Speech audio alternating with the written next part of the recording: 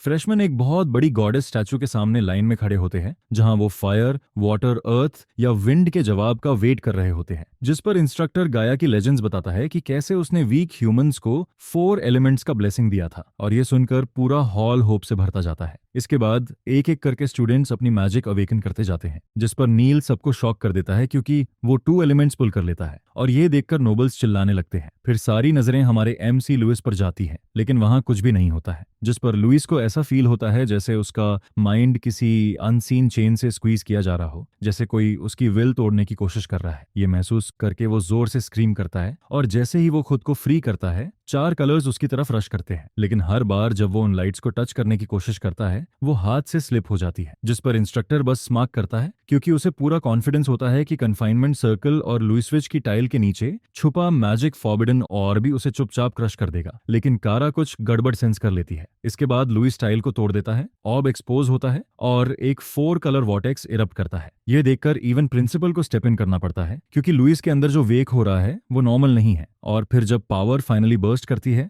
Ice और wind explode करते हैं और पूरा टेम्पल एक फ्रोजन नाइटमेयर में बदलता जाता है। तो सवाल यह है कि यह सब कैसे हुआ। एक मॉर्निंग कैंड्रिया आर्केनास्ट एकेडमी के एंट्रेंस पर एप्लीकेंट्स की एक बड़ी क्रूड गदर होती है, लेकिन लुई को इससे कोई सरप्राइज नहीं होता है, क्योंकि उसे एम्पायर की टॉप आर्केनास्ट ट्रेनिंग स्कूल्स में से एक से यही एक्सपेक्ट था। तभी कोई उसका नाम चिल्लाता है नहीं, जिस पर वो पीछे मुड़कर देखता है और अपने पेरेंट्स को देखता है, जो एग्जॉस्शन से हाँफ रहे होते हैं और कंप्लेन कर रहे होते हैं कि एकेडमी आते वक्त वो उन्हें पीछे छोड़ आया। कंसर्न में उसकी मॉम लसियला पूछती है कि क्या वो अपना आईडी लाया है, और उसे वार्न करती है कि कोई उसके हेयर कलर को नोटिस न करे, जिस पर वो उसे अश्योर करता है कि उसके पास आईडी भी है और हेयर डाई भी। फिर भी वो एंग्शियस रहती है और कहती है कि उसे एग्जाम नहीं देना चाहिए, क्योंकि उसने सुना है कि कुछ एग्जामिनीज इन एग्जाम्स में मर भी जाते हैं और उसके हेयर कलर की वजह से कोई उसे टारगेट कर सकता है। जिस पर उसके डैड जूलियन कामली उसका शोल्डर पकड़ते हैं और कहते हैं कि लुइस की प्रॉब्लम का सोल्यूशन सिर्फ मैजिक से ही पॉसिबल है। वो ये भी बताते हैं कि नॉर्दर्न एम्पायर में कैंड्रिया आर्चनिस्ट एकेडमी ही एक ऐसी एकेडमी है जहां कॉमनर्स एग्जाम दे सकते हैं। यह एकेडमी कैंड्रिया रॉयल फैमिली द्वारा एस्टैब्लिश की गई थी और यह एम्पायर की 10 ग्रेट एकेडमीज में से एक है, जहां स्ट्रॉन्गेस्ट ग्रैंड मास्टर्स टीचर्स होते हैं। पिछले 10 सालों में यहां से निकले कई ग्रेजुएट्स गार्डियंस बने हैं, यहां तक कि वो भी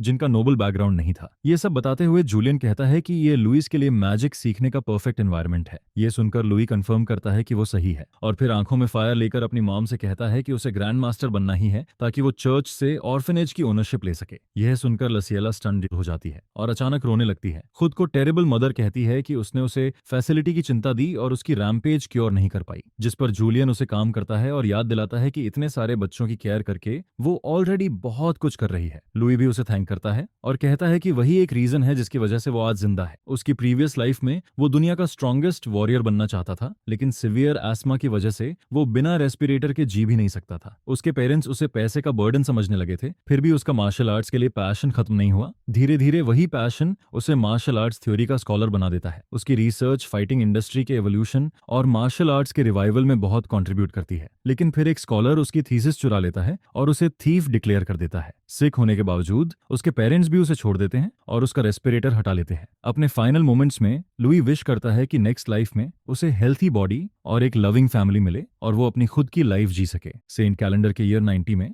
वो मॉन्टिया टाउन में रीइनकार्नेट होता है, और पहली चीज जो वो देखता है वो लासियला का कंसर्न्ड फेस होता है, जब वो उसके हेयर और आईज के यूनिक कलर्स नोटिस करती है। लैला सोचती है कि यह बच्चा फैसिलिटी के लिए डिजास्टर ला सकता है, लेकिन फिर भी वो उसे उठा लेती है और कहती है कि वो इनोसेंट है, उसे छोड़ नहीं सकती। वो उसका नाम लुई रखती है और उसे फील होता है कि उसकी विशेस पूरी हो रही हैं। प्रेजेंट में वापस एक रैंडम एग्जामिनी लासियला को कॉमनर कहकर इंसल्ट करता है और उसे हार्शली जमीन पर धक्का दे देता है। यह देखकर जूलियन और लुइस शॉक और कंसर्न में आ जाते हैं और तुरंत उसकी तरफ भागते हैं, लेकिन बुली लुइस को मॉक करता है कि वो कॉमनर होकर भी ग्रैंड मास्टर बनने का सपना देख रहा है। यह सुनकर लुइस का खून खौलता है, और जब बुलिस और ज्यादा इंसल्ट करते हैं तो वो आंखों में वेंजेंस लेकर फाइट करने के लिए खड़ा हो जाता है। लेकिन जूलियन उसका क्लेंच्ड फिस्ट पकड़ लेता है और कहता है कि अभी एग्जाम पर फोकस करे। फिर लियला उसे याद दिलाती है कि उसने प्रॉमिस किया था कि वो स्कूल में ट्रबल क्रिएट नहीं करेगा, और यह सुनकर वो चुप हो जाता है। काम होने के बाद वो अपनी मॉम से गुस्सा खोने के लिए अपोलोजाइज करता है, लेकिन नोबल्स को यह पसंद नहीं आता और वो एग्जाम नंबर्स लेने चले जाते हैं। जैसे ही वो जाते हैं, नाइट्स अनाउंस करते हैं कि लॉर्ड केन आ रहा है। फिर केन एंटर करता है और अंका फैमिली का एयर, और उसकी चार्मिंग और स्पार्कलिंग अपीयरेंस देखकर लोग स्टन्ड रह जाते हैं। लुइस बुली और केन को देखते हुए खुद से स्वेयर करता है कि वो इन नोबल्स को दिखाएगा कि असली बॉस कौन है। जब लसिएला फिर अनईजी फील करने लगती है, लुई उसका हाथ पकड़ता है और अश्योर करता है कि वो एग्जाम जरूर पास करेगा। वो आगे बढ़कर डिक्लेयर करता है कि वो ग्रैंड मास्टर बनेगा। यह सुनकर केन उसे घूरने लगता है। बुलीज उसका मजाक उड़ाते रहते हैं और लुई आगे की तरफ दौड़ता है, खुद से स्वेयर करता है कि इस लाइफ में वो स्ट्रॉन्गेस्ट बनेगा और जो उसे प्यारा है उसकी प्रोटेक्शन करेगा। उसे जाते हुए देखते हुए लसिएला जूलियन से पूछती है कि क्या लुई ठीक रहेगा, क्योंकि हर साल सिर्फ 20 से 30 लोग ही एग्जाम पास करते हैं और इस साल 20,000 एप्लीकेंट्स हैं। जिस पर जूलियन उसे अश्योर करता है कि वो ठीक रहेगा, क्योंकि लुई सबसे ज्यादा स्टबर्न है और एक बार डिसाइड कर ले तो बिना किसी की परवाह किए आगे बढ़ता है। वो उसे याद दिलाता है कि फैमिली होने के नाते उनका काम उसे सपोर्ट करना है और वह एग्री करती है। मीनवाइल लुई एग्जाम हॉल पहुंचता है और नोटिस करता है कि उसके आसपास सब उससे बड़े हैं। तभी एग्जाम सुपरवाइजर और एकेडमी के प्रिंसिपल अरोनियन एग्जाम स्टार्ट होने का अनाउंस करता है। ऑफिशियल्स एग्जामिनीज के सामने खड़े होते हैं और लुई याद करता है कि इस वर्ल्ड में मार्शल आर्केनिस्ट को 6 कैटेगरीज में रैंक किया जाता है। सबसे ऊपर सेंट, फिर sage, grand master, master, fighter और अप्रेंटिस।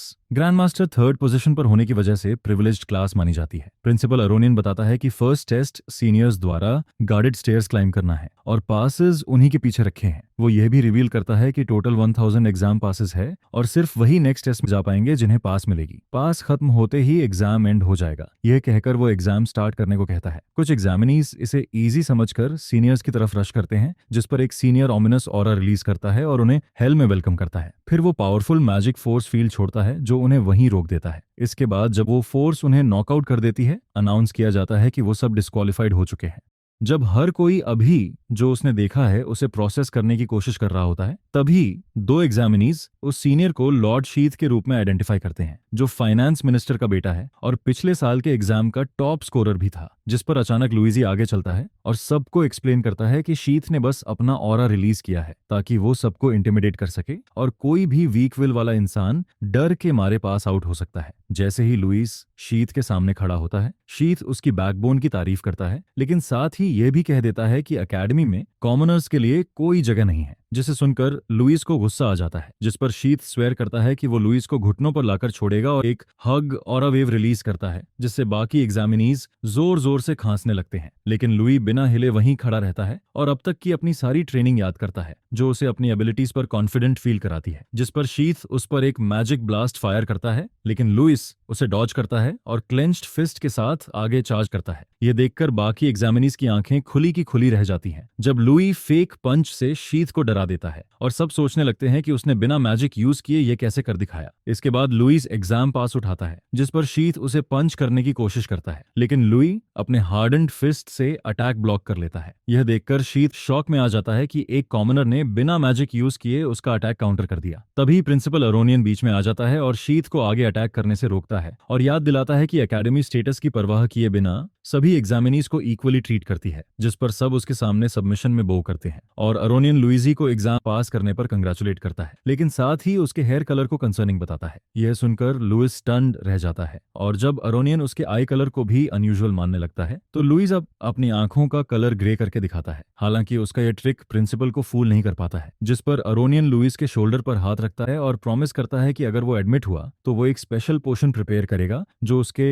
यूनिक ट्रेट्स को हाइड कर देगा। लुइजी को फील होता है कि अरोनियन कुछ प्लॉट कर सकता है, लेकिन उसे पता है कि उसकी फर्स्ट प्रायोरिटी एग्जाम पास करना है, इसलिए वो कहता है कि वो सेकंड टेस्ट की प्रिपरेशन करेगा। जैसे ही वो वहां से चलता है, शी आस्क्स उसे गुस्से से घूरता रहता है और सोचता है कि पहली बार प्रिंसिपल ने एग्जाम के बीच में इंटरफियर करके एक मियर कॉमनर को प्रोटेक्ट क्यों किया। गुस्से में उबलते हुए वो स्वेयर करता है कि वो लुई नाम कभी नहीं भूलेगा। काफी देर बाद फर्स्ट टेस्ट पास करने वाले एग्जामिनीज एकेडमी के सेकंड ट्रेनिंग ग्राउंड पर पहुंचते हैं, जहां उन्हें सेकंड एग्जाम स्टार्ट होने से पहले वेट करने को कहा जाता है, जिस पर लुइस बाकी एग्जामिनीज को बात करते हुए देखता है और नोटिस करता है कि बचे हुए करीब 10,000 एग्जामिनीज में से ज्यादातर नोबल्स हैं जिन्हें एलीट एजुकेशन मिली है और ऑलमोस्ट कोई कॉमनर नहीं बचा है। तभी शीथ अपने कॉमरेड्स के साथ गुजरते हुए लुइस से टकरा जाता है और उसे वार्न करता है कि अगली बार जब वो आमने सामने होंगे तो उसे बचाने वाला कोई नहीं होगा। शुरुआत में लुई को फर्क नहीं पड़ता, लेकिन जब शीथ का एक दोस्त यह कहता है कि प्रिंसिपल की मदद के बिना वो डिस्क्वालिफाइड हो जाता, तो लुई स्मर्क करता है और उन्हें कंप्लीट इडियट्स कह देता है, जिस पर शीथ गुस्से से उसे घूरता छोड़ता है और लुइस साफ साफ कहता है कि ग्रैंड मास्टर की जजमेंट उनसे कहीं बेहतर है। यह सुनकर शीत इतना ट्रिगर हो जाता है कि उसे नॉकआउट करने की धमकी देता है, लेकिन लुई नॉनशलांट स्माइल के साथ उसे और रेज बेट करता है। अब पूरी तरह गुस्से में शीत उसे पंच मारने की कोशिश करता है, लेकिन Louis 2 finger martial arts technique से उसका काउंटर कर देता है। जैसे ही शीत नोटिस करता है कि उसका बॉडी मूव नहीं कर पा रहा, लुइस बताता है कि इस मूव का नाम मेरिडियन सेवरेंस है। इसके बाद वो एक और special combat technique spiral point strike use करता है और शीत को हवा में उड़ा देता है, जिससे उसके दोनों मिनियंस शॉक में चले जाते हैं। शीत के जमीन से जोर से टकराने की आवाज सुनकर बाकी सारे एग्जामिनीज की नजरें उधर चली जाती हैं और वो सांस लेने की कोशिश करता रहता है। जब उसके पाल्स उसे चेक करते हैं तो वो कहता है कि उसे अपना आर्म फील नहीं हो रहा और वो ठीक से हिला भी नहीं पा रहा है, और वो लुइजी पर पॉइजन यूज करने का आरोप लगाता है। लेकिन लुई पॉइजन के आरोपों को डिनाई करता है और बताता है कि उसने मार्शल आर्ट्स यूज की है, और ये भी कहता है कि उसकी मॉम ने उसे होल्ड बैक करने को कहा था, लेकिन उसे उसकी लिमिट्स तक पुश कर दिया गया। शीत पर एक और हिट मारने की तैयारी करते हुए वो कहता है कि दूसरों पर हाथ उठाने का हक सिर्फ उन्हीं को है जो खुद भी हिट होने के लिए रेडी रहते हैं। तब केन उसे रोक लेता है और याद दिलाता है कि एग्जाम के बीच में होने की वजह से वो डिस्क्वालिफाइड हो सकता है। जैसे ही लुइस वहां से चलता है, शीत के गूंस केन पर चिल्लाने लगते हैं, जिस पर केन उन्हें याद दिलाता है कि वो कौन है। यह सुनते ही वो डर से कांपने लगते हैं। इसके बाद शीत वहां से चला जाता है, लेकिन जाते जाते कहता है कि कॉमनर्स और नोबल्स दोनों ही ट्रैश है। फेल्ड बुलीज के जाते ही लेविस दीवार के सहारे खड़ा होकर उन्हें देखता रहता है और कंक्लूड करता है कि सारे नोबल्स एक जैसे होते हैं, जो अपने स्टेटस का यूज करके मनमानी करते हैं। तभी केन उसके पास आता है और उसकी स्ट्रेंथ और कराज की तारीफ करता है और उसके साथ टीम बनाने का ऑफर देता है। लेकिन तभी कुछ फैन गर्ल्स बीच में आ जाती है और केन के साथ टीम अप करने की बात करने लगती है। धीरे धीरे और एग्जामिनीज उसे घेर लेते हैं और सब केन को अपना टीममेट बनाना चाहते हैं। एक एग्जामिनी ये सब देख रहा होता है और अपने फ्रेंड से पूछता है कि लॉर्ड, केन को इतनी अटेंशन क्यों मिल रही है जबकि वो इतना यंग है, जिस पर उसका दोस्त बताता है कि वो सेज औरांका फैमिली का यंग मास्टर है और उसके साथ टीम बनाने का मतलब गारंटीड पास होता है। यह सुनकर लुइस इंटरेस्टेड फील करने लगता है। तभी अचानक प्रिंसिपल एक डैजलिंग तरीके से अपीयर होता है और स्टूडेंट्स को विल टेस्ट पास करने पर कॉन्ग्रेचुलेट करता है। इसके बाद वो रिवील करता है कि नेक्स्ट टेस्ट पावर टेस्ट है और उंगली स्नैप करते ही सभी पार्टिसिपेंट्स के बॉडी पर एक ग्लोइंग मार्क दिखाई देने लगता है। ज्यादातर एग्जामिनीज उस मार्क को लेकर कंफ्यूज्ड रहते हैं, लेकिन केन उसे अर्थ एट्रीब्यूट मार्क पहचान लेता है। तभी अचानक सब एग्जामिनीज जमीन की तरफ खींचने लगते हैं क्योंकि उनकी बॉडीज अचानक बहुत हैवी हो जाती है, जिस पर अरोनियन पूरे एरिया के चारों तरफ एक लार्ज मैजिक सर्कल एक्टिवेट करता है और अनाउंस करता है कि सेकंड एग्जाम में पार्टिसिपेंट्स को अर्थ मैजिक के इन्फ्लुएंस में स्टेज पर फाइट करनी होगी। स्ट्रॉन्ग ग्रेविटेशनल पुल के बीच स्ट्रगल करते हुए कुछ एग्जामिनीज कंप्लेन करते हैं कि इस हालत में फाइट करना इम्पॉसिबल है, लेकिन तभी कोई पॉइंट करता है कि कोई तो ऐसे चल रहा है जैसे कुछ हुआ ही नहीं है, जिस पर केन फ्लोर पर पड़े हेवी फुटप्रिंट्स नोटिस करता है। मीनवाइल लुई, जिसे ग्रेविटी डिफायर कहा जा रहा है, आसानी से स्टेज पर चलता हुआ पहुंच जाता है और यह देखकर सब बैफल्ड रह जाते हैं। अरोनियन उसे फिर से फर्स्ट आने पर कंग्रेचुलेट करता है और लुइस अर्थ मैजिक स्ट्रिंग्स को देखकर स्माइल करता है, जो उसे रोक नहीं पाई। केन अपनी आंखों पर भरोसा नहीं कर पाता क्योंकि मास्टर लेवल की 3 साल की ट्रेनिंग के बावजूद वो खुद मुश्किल से खड़ा है। जब बाकी एग्जामिनीज स्ट्रगल करते रहते हैं, अरोनियन अनाउंस करता है कि सिर्फ वही नेक्स्ट टेस्ट में पार्टिसिपेट कर सकते हैं जो अभी स्टैंडिंग पोजीशन में है। इसके बाद वो मैजिक यूज करके वेपन्स का कलेक्शन क्रिएट करता है, जिसमें से क्वालिफाइड एग्जामिनीज को चूज करना होता है। लेविस तुरंत एक स्वॉर्ड उठा लेता है और उसे स्विंग करके टेस्ट करता है। दूसरी तरफ बाकी कैंडिडेट्स अपने वेपन्स पकड़ने में ही स्ट्रगल कर रहे होते हैं। तभी एरोनियन वार्न करता है कि जो भी स्टेज से बाहर कदम रखेगा वो तुरंत डिस्क्वालिफाइड हो जाएगा। जैसे ही एग्जाम स्टार्ट होता है, वो बाकी एग्जाम ऑफिशियल्स को बाउंड स्लाइम्स रिलीज करने का ऑर्डर देता है और खुद वैनिश हो जाता है। उसके जाते ही एग्जामिनीज आपस में पूछने लगते हैं कि बाउंड स्लाइम्स आखिर होते क्या है, लेकिन लुई ऊपर से कुछ गिरता हुआ नोटिस करता है। जब स्लाइम जमीन पर गिरते हैं तब रिवील होता है कि स्लाइम के अटैक को ब्लॉक करने पर 1 पॉइंट मिलता है, डॉज करने पर 2 पॉइंट्स और स्लाइम को डिफीट करने पर 5 पॉइंट्स मिलते हैं। अरोनियन ये भी डिस्क्लोज करता है कि इस टेस्ट में अर्न्ड पॉइंट्स के आधार पर रैंक डिसाइड होगी और सिर्फ टॉप 100 कैंडिडेट्स ही थर्ड टेस्ट में एडवांस करेंगे। कुछ एग्जामिनीज स्लाइम्स को लो लेवल मॉन्स्टर समझते हैं और सोचते हैं कि ये इजी है क्योंकि वो देखने में डम लगते हैं, लेकिन जैसे ही एक एग्जामिनी स्लाइम पर चार्ज करता है, स्लाइम अचानक खुद को उसकी तरफ प्रोपेल करता है और उसका फेस डिस्ट्रॉय कर देता है। इसके बाद वो दूसरे एग्जामिनी पर अटैक करता है और फिर कैंडिडेट्स के ग्रुप की तरफ चार्ज करता है, जिसे देखकर बाकी लोग शॉक में रह जाते हैं। धीरे धीरे पूरा बैटलफील्ड स्लाइम्स का प्लेग्राउंड बन जाता है, जहां वो एग्जामिनीज को सराउंड करके टॉर्मेंट करते हैं। हालांकि कई कैंडिडेट्स आसानी से नॉकआउट हो जाते हैं, लेकिन कुछ स्लाइम अटैक्स को डॉज और ब्लॉक कर लेते हैं, जिस पर एग्जाम सुपरवाइजर्स उन्हें पॉइंट्स देते जाते हैं। एक सुपरवाइजर ये बात उठाता है कि इस साल के एग्जाम में सेज फैमिलीज के यंग मास्टर्स भी शामिल हैं, इयन का और डरहम हाउसेस से, जिनमें केन और एक रेड हेडेड वॉरियर गर्ल है, और वो अस्यूम करता है कि इस बार एक नया रिकॉर्ड सेट होने वाला है।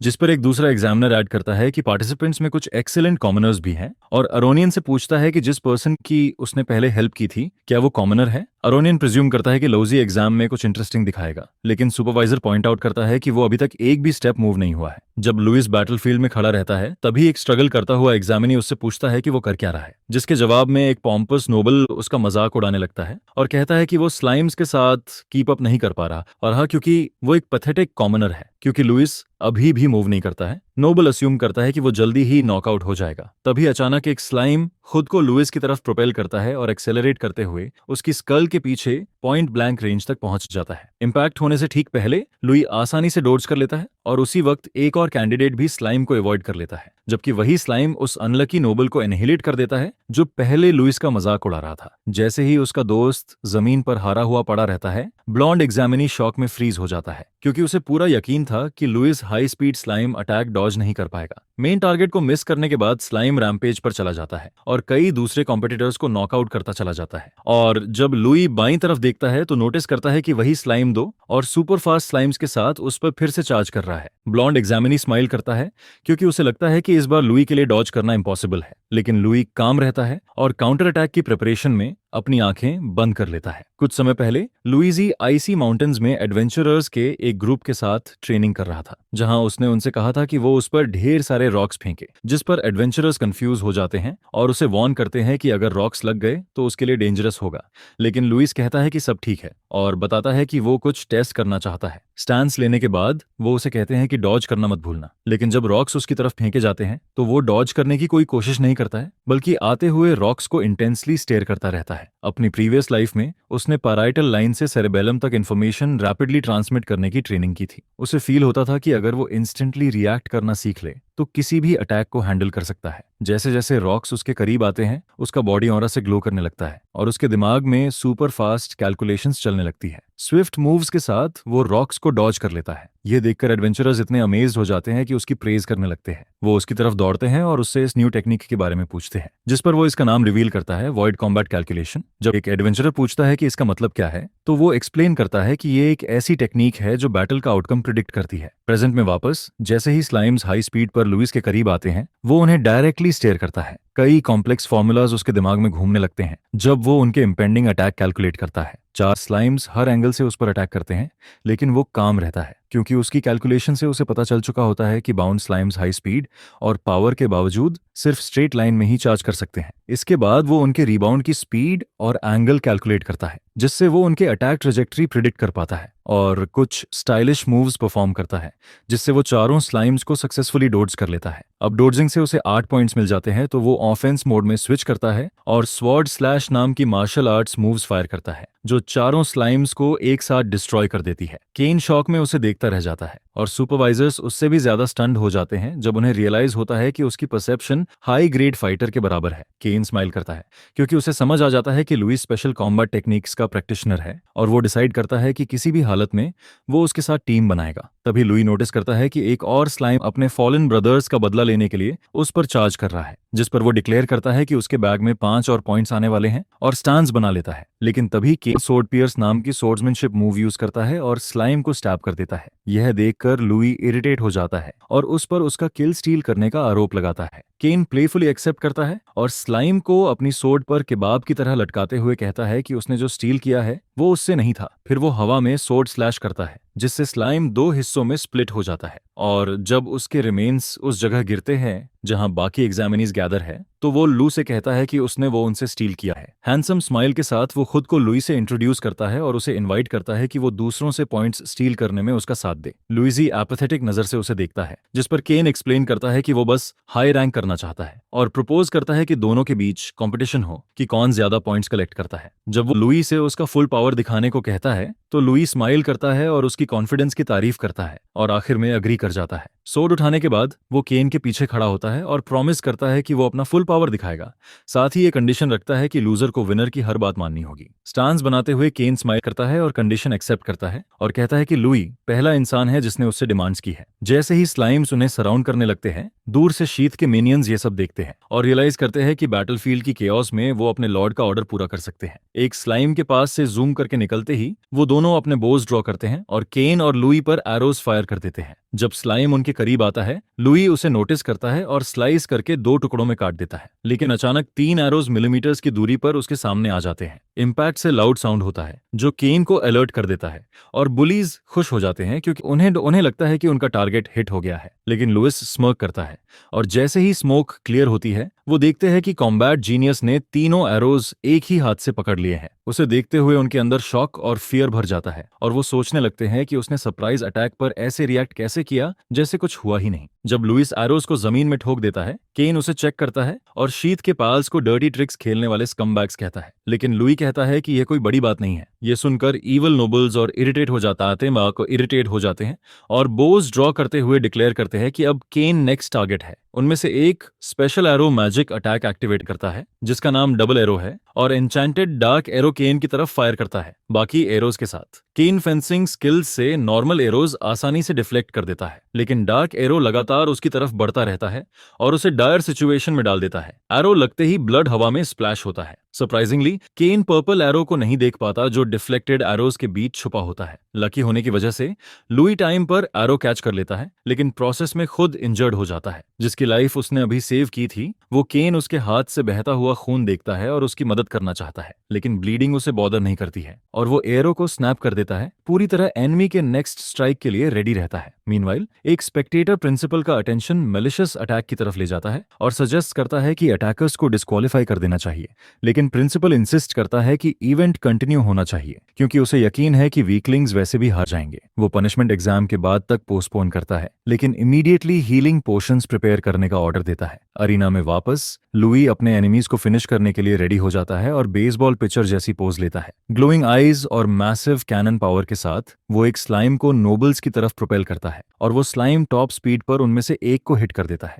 इम्पैक्ट के साथ नोबल अरीना के बाहर उड़ जाता है और इंस्टेंटली डिस्क्वालीफाइड हो जाता है। यह देखकर बाकी नोबल्स पैनिक में चले जाते हैं। उसी समय लुई, जो उन्हें यूं ही जाने देने का इरादा नहीं रखता है, हवा में जंप करता है और एक और स्लाइम को घबराए हुए नोबल्स की तरफ मार देता है। स्लाइम उनमें से एक के चेहरे पर लगती है और उसके दांत वहीं उखड़ जाते हैं। जो आखिरी नोबल खड़ा होता है वो डर में इतना डूब जाता है कि उसे पीछे खड़ा लुइस दिखता ही नहीं है, लेकिन लुइस उसे स्पूक कर देता है जिस पर वो लड़खड़ाते हुए पीछे की तरफ गिरता है। इसी मौके का फायदा उठाकर केन उसके लूज सेंटर ऑफ ग्रेविटी को यूज करता है और उसे ट्रिप कर देता है, जिससे वो अरीना के बाहर गिर जाता है। नोबल्स को हराने के बाद केन लुई को पहले उसकी जान बचाने के लिए थैंक करता है और उसके हाथ के बारे में पूछता है। थैंकफुली लुई ठीक होता है और दोनों हाथ मिलाते हैं, जिससे उनकी नई फ्रेंडशिप सॉलिड हो जाती है। लुइस मजाक में केन को स्किलफुल नोबल कहता है, लेकिन केन अपने बैकग्राउंड को डिफेंड करता है और ओरांका फैमिली से होने की ब्रैग करता है। अपेरेंटली ओरांका फैमिली उन ग्रेट फैमिलीज में से एक है जिन्होंने ग्रैंड मास्टर्स और सेजेस पैदा किए हैं। उनका इन्फ्लुएंस इतना पावरफुल है कि वो रॉयल फैमिली और आर्कानिस्ट एसोसिएशन को भी टक्कर देते हैं। ये रियलाइज करते ही कि केन की फैमिली कोई जोक नहीं है, लुइजी अपनी अर्लियर कमेंट वापस ले लेता है और दोनों बाकी स्लाइम्स का सामना करने के लिए रेडी होते हैं।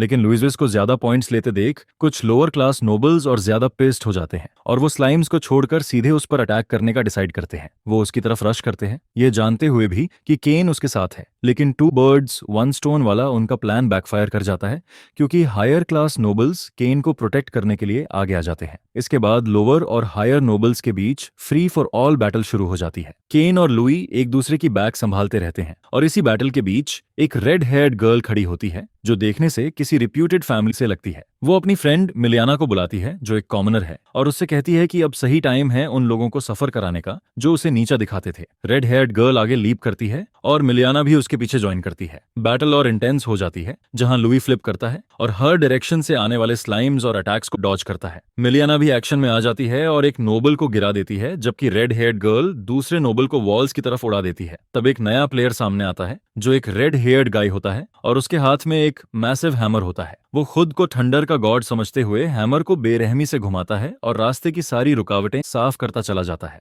उसके हिसाब से लोगों को पंच करना स्लाइम्स को मारने से कहीं बेहतर है। वो एक जोरदार स्क्रीम करता है और अपने ओपोनेंट्स को आसानी से उड़ा देता है। मीनवाइल स्पेक्टेटर्स अनईजी फील करने लगते हैं और एग्जाम्स रोकने की सजेशन देने लगते हैं। वजह यह होती है कि ज्यादातर डिस्क्वालिफाइड मेंबर्स नोबल्स हैं और अगर और नोबल्स बाहर हो गए तो एकेडमी के लिए प्रॉब्लम्स खड़ी हो सकती है। लेकिन प्रिंसिपल को इससे फर्क नहीं पड़ता है क्योंकि उसके हिसाब से एकेडमी के अपने रूल्स हैं। उसी समय वो ब्राइट रेडिएंट लाइट में अरीना के अंदर जूम करता है और पूरे कियोस को रोक देता है। वो अनाउंस करता है कि सेकंड एग्जाम खत्म हो चुका है और स्कोर्स बाद में बताए जाएंगे। शॉर्ट ब्रेक के दौरान इंजर्ड पार्टिसिपेंट्स को हीलिंग पोशन दिया जाता है और अर्थ मैजिक का इफेक्ट खत्म कर दिया जाता है। लुई भी हीलिंग पोशन यूज करता है लेकिन वो इसकी इफेक्टिवनेस देखकर सरप्राइज्ड हो जाता है। सैडली यह एक बहुत एक्सपेंसिव आइटम होता है जो उसके जैसे कॉमनर्स अफोर्ड नहीं कर सकते। कुछ देर बाद प्रिंसिपल सेकंड एग्जाम की रैंकिंग्स डिस्प्ले करता है और रिजल्ट देखकर हर कोई सरप्राइज्ड रह जाता है। पता चलता है कि लुइस का नाम लिस्ट में नहीं है, जिसे देखकर कुछ लो रैंक्ड नोबल्स खुश हो जाते हैं, लेकिन यह लिस्ट सिर्फ 6th रैंक से नीचे वालों की होती है। प्रिंसिपल बताता है कि टॉप 5 रैंकर्स ने सारे रिकॉर्ड स्कोर्स क्रॉस कर दिए हैं और फिर उनके नाम अनाउंस करता है। 5th प्लेस पर मिलियाना रॉयस होती है जो एक स्किलफुल कॉमनर है। केन 4th प्लेस ले जाता है और रेड हेयर्ड गर्ल फादुरा हान 3rd रैंक पर रहती है। केन का नाम सुनते ही लुइस नर्वस फील करने लगता है क्योंकि प्रिंसिपल ने अभी तक उसका नाम नहीं लिया होता है। उसे लगने लगता है कि शायद अर्लियर नोबल्स पर अटैक करने की वजह से वो डिस्क्वालिफाइड हो गया है, लेकिन ऐसा नहीं होता है क्योंकि उसका नाम सेकंड रैंकर के तौर पर अनाउंस होता है 887 पॉइंट्स के साथ। पूरा हॉल सरप्राइज से गूंज उठता है कि एक ऑर्डिनरी कॉमनर ने सारे नोबल्स को आउटशाइन कर दिया है। केन लुई को कंग्रेचुलेट करता है और उनके अर्लियर पैक्ट के हिसाब से अब उसे लुइस के लिए कुछ करना होता है। वो पूछता है कि लुइस क्या चाहता है, लेकिन लुइस कहता है कि वो बाद में बताएगा। उसी समय सेकंड एग्जाम का विनर रिवील होता है, नील गन, जिसने पूरे 888 पॉइंट स्कोर किए होते हैं। नील गन वही रेड हेड किड होता है जो पहले मैसिव हैमर के साथ रैम्पेज पर था। वो भी एक कॉमनर होता है जिसने सारे नोबल्स को पीछे छोड़ दिया होता है, यहाँ तक कि फे को भी, जो हार मानने को रेडी नहीं होती है। वो प्रॉमिस करती है कि किसी दिन नील से मैच करेगी और उसकी स्ट्रेंथ टेस्ट करेगी। अनाउंसमेंट के बाद लो रैंक नोबल्स को उनके सीनियर्स डांटते हैं कि उन्होंने कॉमनर्स से हार कैसे मान ली।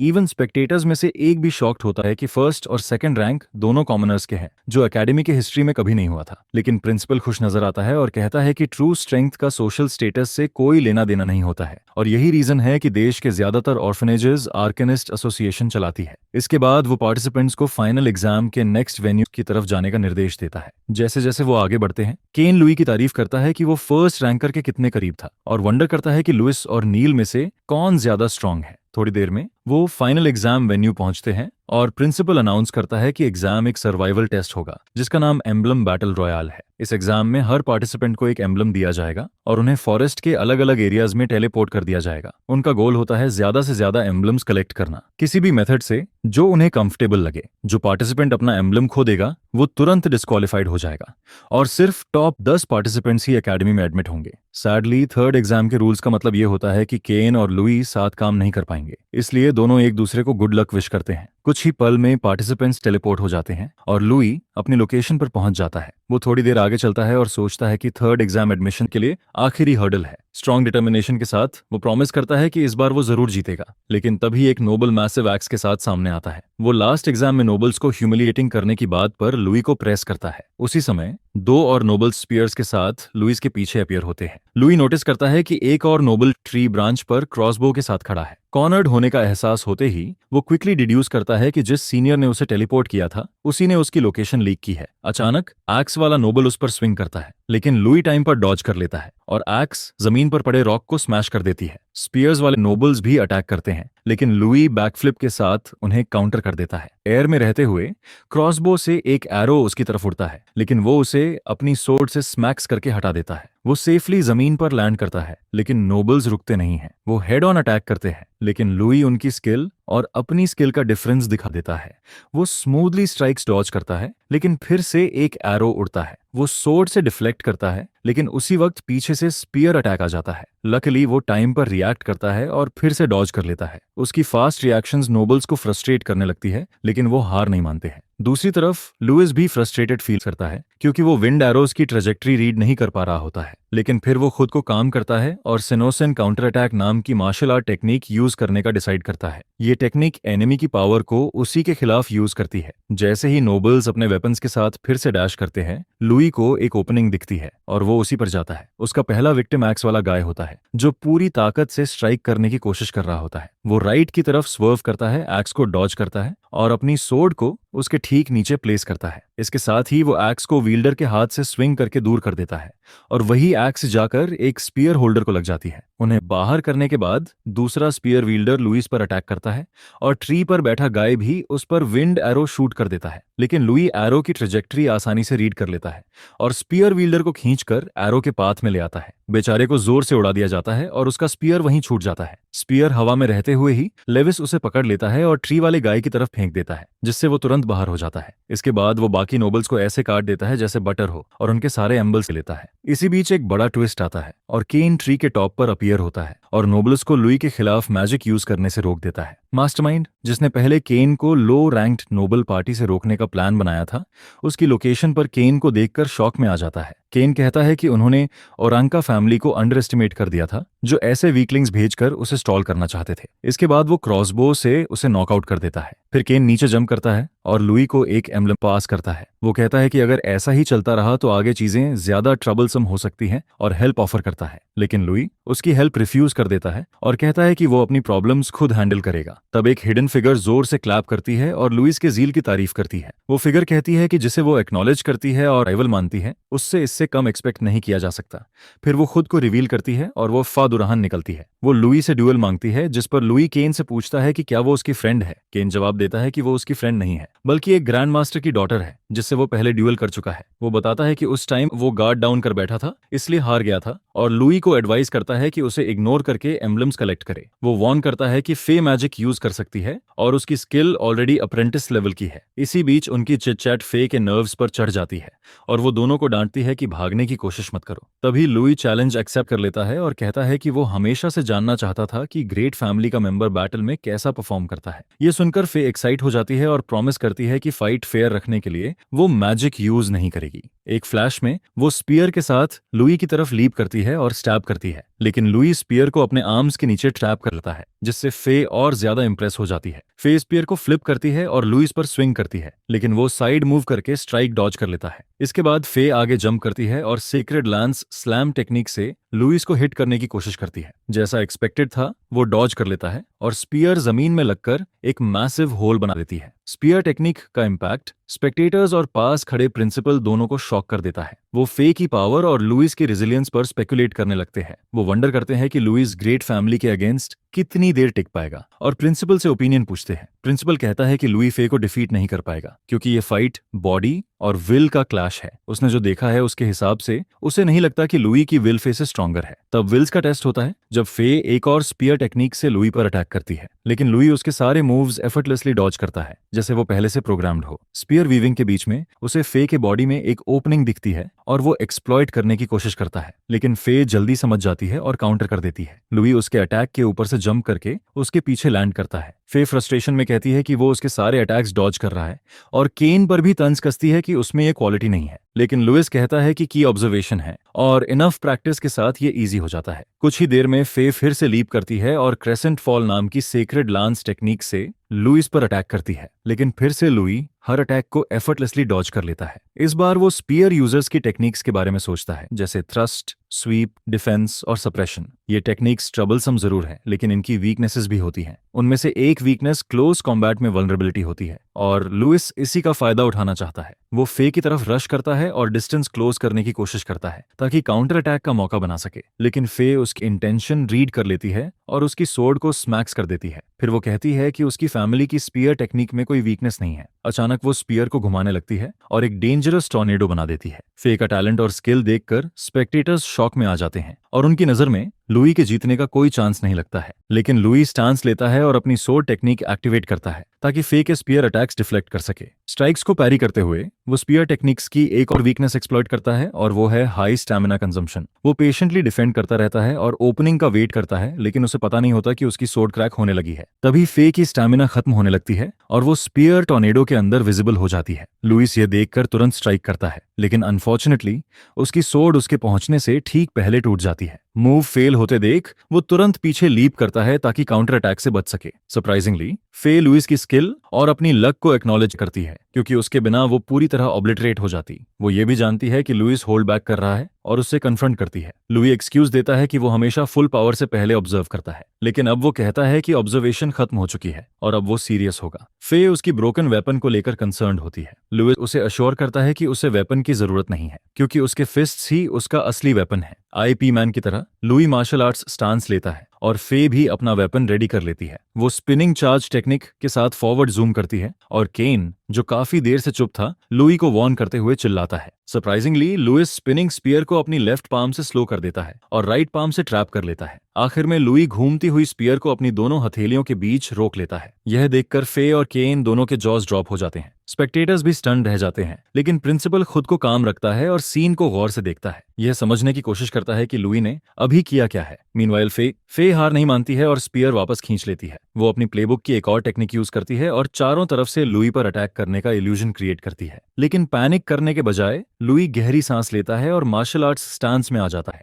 वो अपनी पाम से एक एक करके सारे अटैक्स पैरी करता है और उन्हें अपने से दूर डाइवर्ट कर देता है। ये स्किल न तो फे ने पहले देखी होती है और न ही प्रिंसिपल ने। इसके बाद वो फे पर एक प्रॉपर हिट लैंड करता है और उसे दूर उड़ा देता है। लकीली फे अपनी स्पीयर जमीन में गाड़ देती है, जिससे मोमेंटम धीरे धीरे रुक जाता है। रुकने के बाद वो लुई से पूछती है कि उसने अभी कौन सी टेक्निक यूज की थी। लुई काम टोन में जवाब देता है कि वो मार्शल आर्ट्स की एक पैरी फॉर्म है। फिर वो एक और राउंड के लिए उसकी तरफ जंप करता है और फे तुरंत स्पीयर से रिएक्ट करती है। स्ट्रेंजली उसके अटैक्स लुई आसानी से इवेड कर लेता है, जो कभी उसके सामने लगता है और कभी नहीं, जैसे वो एक ही समय पर सामने भी हो और न भी हो। यह देखकर केन भी वंडर करता है कि कहीं ये ऑप्टिकल इल्यूजन तो नहीं है, जबकि फे फ्रस्ट्रेशन में बोलती है कि वो उसे हिट क्यों नहीं कर पा रही है। असल में लुइस बटरफ्लाई स्टेप यूज कर रहा होता है, जो उसकी प्रीवियस लाइफ में एक लेजेंडरी बॉक्सर द्वारा क्रिएट किया गया एलिगेंट स्टेप था। इसमें फीट का fast back and fourth movement होता है, जो एक हार्ड टू कैच रिदम बनाता है और फे की स्पीयर टेक्निक को परफेक्टली काउंटर करता है। जल्द ही वो फे को एक टाइट स्पॉट में फंसा देता है और उसे जोर से उड़ा देता है। यह देखकर स्पेक्टेटर्स और प्रिंसिपल दोनों वंडर करने लगते हैं कि कहीं लुई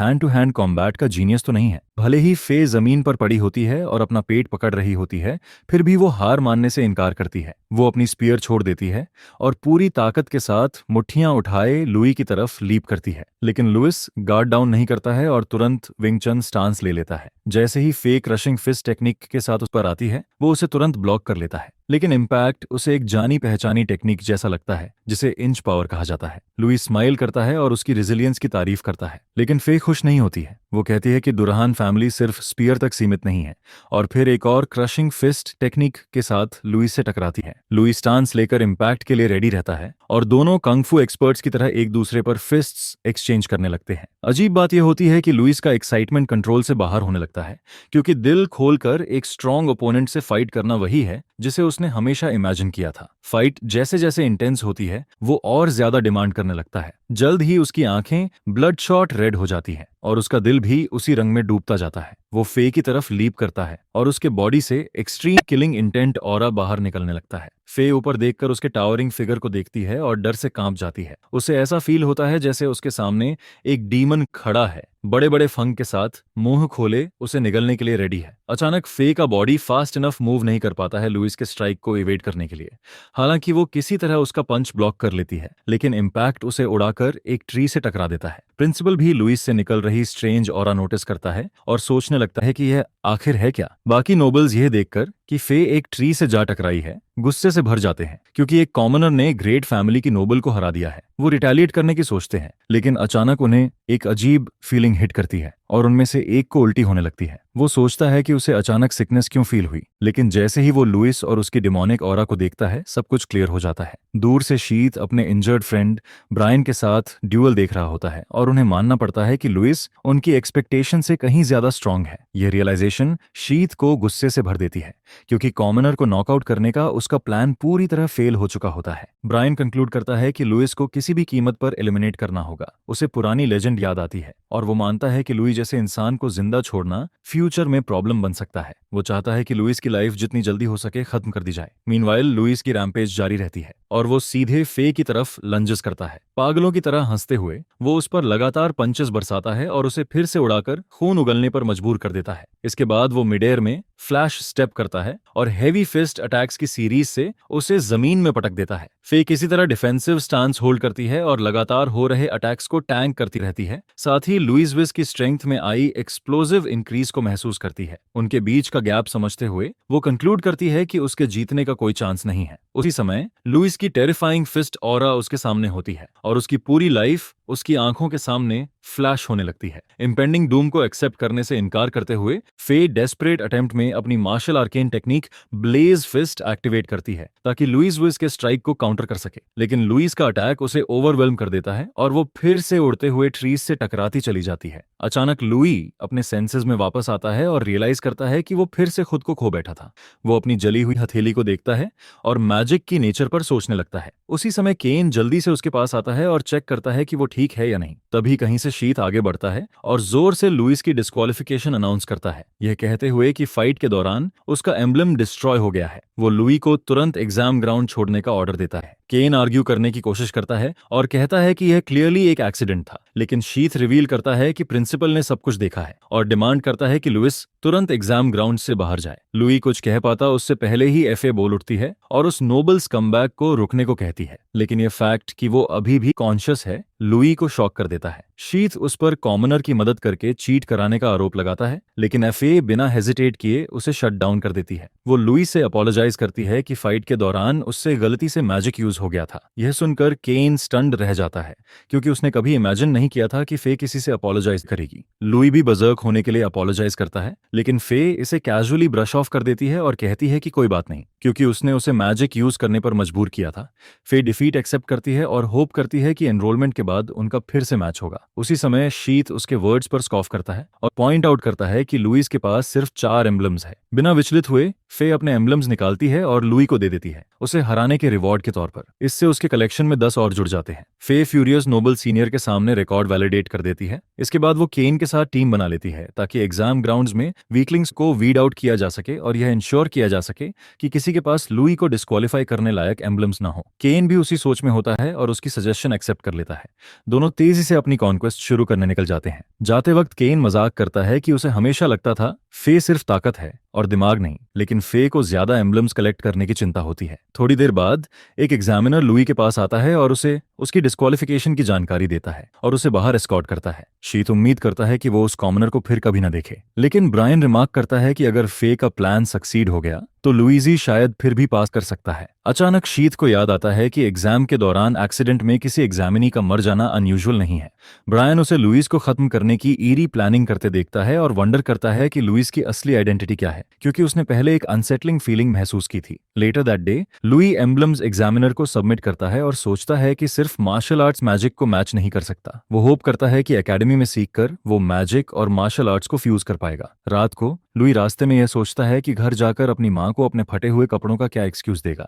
चलते चलते वो एक शेडी पर्सन के पास से गुजरता है। जैसे ही वो सोच में डूबा होता है, असैसिन पीछे से स्टेल्थली उसे खत्म करने की कोशिश करता है। इंस्टेंटली रिएक्ट करते हुए लुई एक पावरफुल बैक हील किक से काउंटर करता है जो असैसिन को पीछे उड़ा देता है। असैसिन पूछता है कि लुई ने उसे कैसे नोटिस कर लिया। लुई कामली जवाब देता है कि उसके ऊपर लगा ब्लड का स्मेल छुपाया नहीं जा सकता। अचानक और असैसिन्स अपीयर होते हैं और उनका लीडर वंडर करता है कि मरने के कगार पर होने के बावजूद लुई इतना लेड बैक क्यों है। तीनों असैसिन्स उसे सराउंड कर लेते हैं और उनकी स्ट्रेंथ नोटिस करने के बाद लुई डिसाइड करता है कि अब वो फुल पावर से लड़ेगा, लेकिन बुशेस में छुपी एक और स्ट्रॉन्गर प्रेजेंस उसका ध्यान खींच लेती है। इरिटेटेड होकर असैसिन लीडर उसे डांटता है कि फाइट के बीच डिस्ट्रैक्ट मत हो और मैजिक से कोटेड डैगर के साथ उस पर चार्ज करता है। वो डिक्लेयर करता है कि अगर उसने ऐसा ही किया तो कुछ ही देर में वो 6 फीट नीचे होगा। लीडर को फुल थ्रॉटल में सीधा अपनी तरफ आते देख लुइस रैपिड स्टैब अटैक्स को डॉज करता है। फिर वो असैसिन का हाथ पकड़ता है और उसे जमीन पर पटक देता है, लेकिन ओपोनेंट जल्दी रिकवर करता है, पीछे हटता है और अपने कंपेनियंस के पास लौट जाता है। वो लुइस की टॉप टियर एबिलिटीज पर मिली